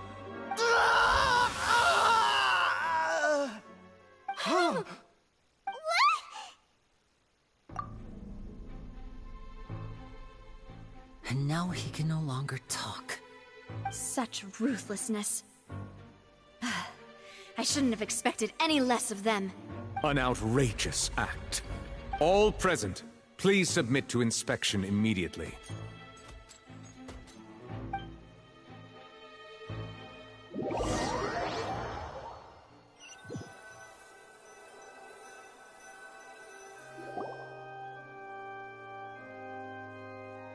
So, we're just going back now? That's true, but... Traveler, Paimon, please wait.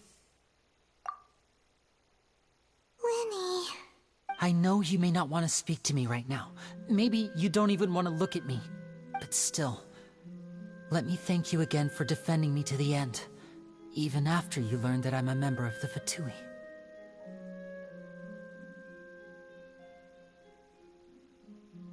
I guess. But regardless, I'd like the opportunity to set things straight. I didn't approach you with any ulterior motives or ill intent. I've spoken to you as myself, just plain Linny this entire time. As for why I'm a Fatus, it's because the goals of the House of the Hearth align with those of an orphan like me. That's all. That was how Father, who you might know as the Knave, approached recruiting us back then too. A knave? The one who controls the House of the Hearth? She's your father? That's right. And since we're here, I was wondering, would you mind hearing a story? It's about back when our parents first died. Lynette and I were left wandering the streets. To survive, I took to surreptitiously observing an older street performer who did magic. It took me several days to figure out how he pulled off his amazing tricks. I took my sister through several streets until we found a crowded corner, and we began to perform magic tricks there. To my surprise, we proved to be pretty popular, and we could at least stop worrying about where our next meal would come from for a time. But I didn't want my sister to remain a street rat together with me forever. Before long, an aristocrat came to me and claimed that he wished to take us in after watching my performances. So you went from orphans to nobility just like that? That was how we felt at first too. As if fate was on our side and we could say goodbye to those painful days. But I gradually discovered that while we were called foster children, he was really after my talent for magic tricks. He would constantly take me to all sorts of banquets to garner attention, which he would then use to expand his social circles. That doesn't seem too bad either. Better than roaming the streets at any rate. It took a while for me to realize just how dark his heart really was. After one particular performance at a banquet, I discovered that Lynette was not on the same return vehicle as me. I waited a long time after we returned home, but she did not come back. I went to that noble's bedroom and asked him about her whereabouts. The answer he gave me was, she caught the eye of the most eminent person at the banquet, so I sent her over as a gift. I mean, you'll be able to perform your magic regardless of who your assistant is, yes? Oh no. So he was gonna... But wouldn't Fontaine's laws deal with such people? As far as outsiders are concerned, this is a relationship akin to adoption or foster care, and they have their ways of escaping the eye of the law. I managed to ferret out the location of the mansion of that so-called eminent person and hurried through the night. But by the time I leaped over the walls, avoided the guards, and made my way in, all I saw was the moonlit ground covered in blood, and the knave standing there in the darkness. So, she'd already taken care of that guy. That's right. She had rescued my sister before she could come to any harm, and had even discovered several girls hidden in a basement, all of them orphans. Father, I mean, the knave, might have seen something in me, and so she made me an offer. The House of the Hearth welcomes you, for your interests align with ours. Here, none will ever betray you. Indeed, betrayal shall never be permitted here. I was hesitant to trust her. I mean, I had just been betrayed by nobles. But she was also quick to destroy the noble who had taken us in at first, giving us back our freedom. Oh, so that's how the two of you joined the House of the Hearth. She has her own plans. She has gained permission from the Sarita to first use the Gnosis' power once she obtains it. She plans to use it to find a way to break the prophecy and save Fontaine. So, she believes in that prophecy too? That's right. The whole House of the Hearth is currently working to combat that crisis. Today's case has also proven that people from Fontaine can indeed dissolve into some sort of water, thus further supporting the prophecy. All of us house members here, Lady Arlecchino herself included, are from Fontaine. We won't give up on defending our homeland. To us orphans, the only connection we have left to this world, apart from our family, is our homeland. So, From small deeds like distributing magic pockets to huge schemes like stealing a gnosis, everything is aimed at dealing with that prophecy. It's all right. I understand. The only thing I can do is relate all this to you. I just hope you can understand that even as a member of the House, I have never stopped making my own decisions, and that I believe what I'm doing is right. If you should need anything at all in the future, feel free to find me.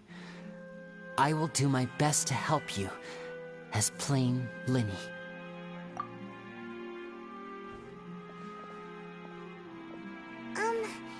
Bye, Linny!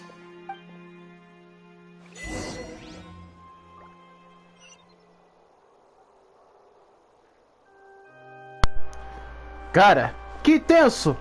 Que tenso! Meu Deus do céu, cara. Eu fiquei tão nervoso com o julgamento que eu tive que ficar quieto, cara. Ah, meu Deus do céu, cara. Nossa, que intensidade. Nossa, diferente da saga de Sumero, cara, essa foi difícil pra Cacilda. Eu não sabia que fazer hipóteses podia dar erro de você perder o tribunal. Ah, cara, fala sério, Royalverse. Mas ainda bem que deu tudo certo no final. Não importa se o Linnea e a Lynette são dessa casa, seja lá o que a Lerchino tenha fazido com eles. O que importa é que eles não são ruins. Nossa, cara, foi muito tenso. Foi muito tenso. E a galera mesmo assim reclama do Genshin. Hey there. What was with the disappearing act you pulled right as the trial ended? Were you looking for us, Navia? Well, this whole thing isn't exactly over, is it? I do feel that we're getting closer to solving the serial disappearances case, though. Don't you think so, too? Huh? What's wrong, my dear partner?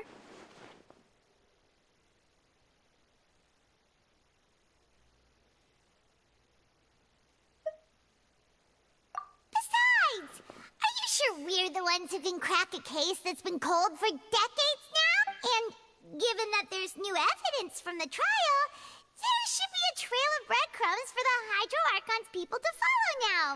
Ah, I see. Well, I won't lie. I'm a little shocked to hear that from you.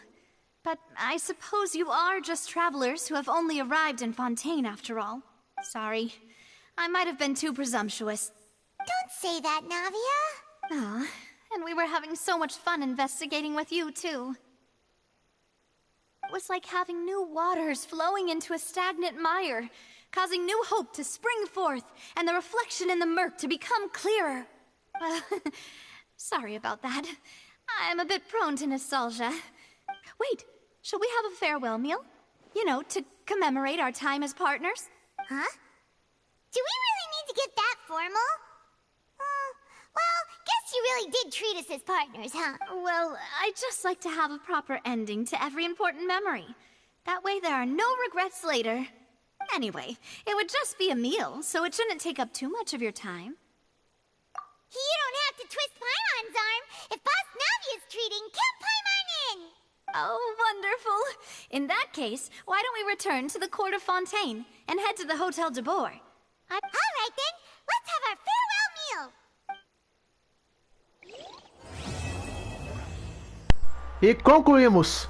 Sim, concluímos a história da primeira parte do ato 1. Hã? Uma missão secundária? Por quê? Vá pra... Linnea foi a... Hã?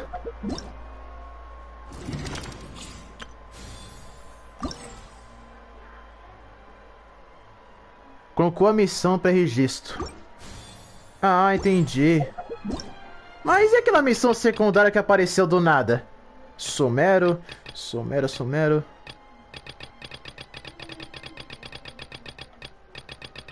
Não sei que raio de missão secundária foi aquele, porque...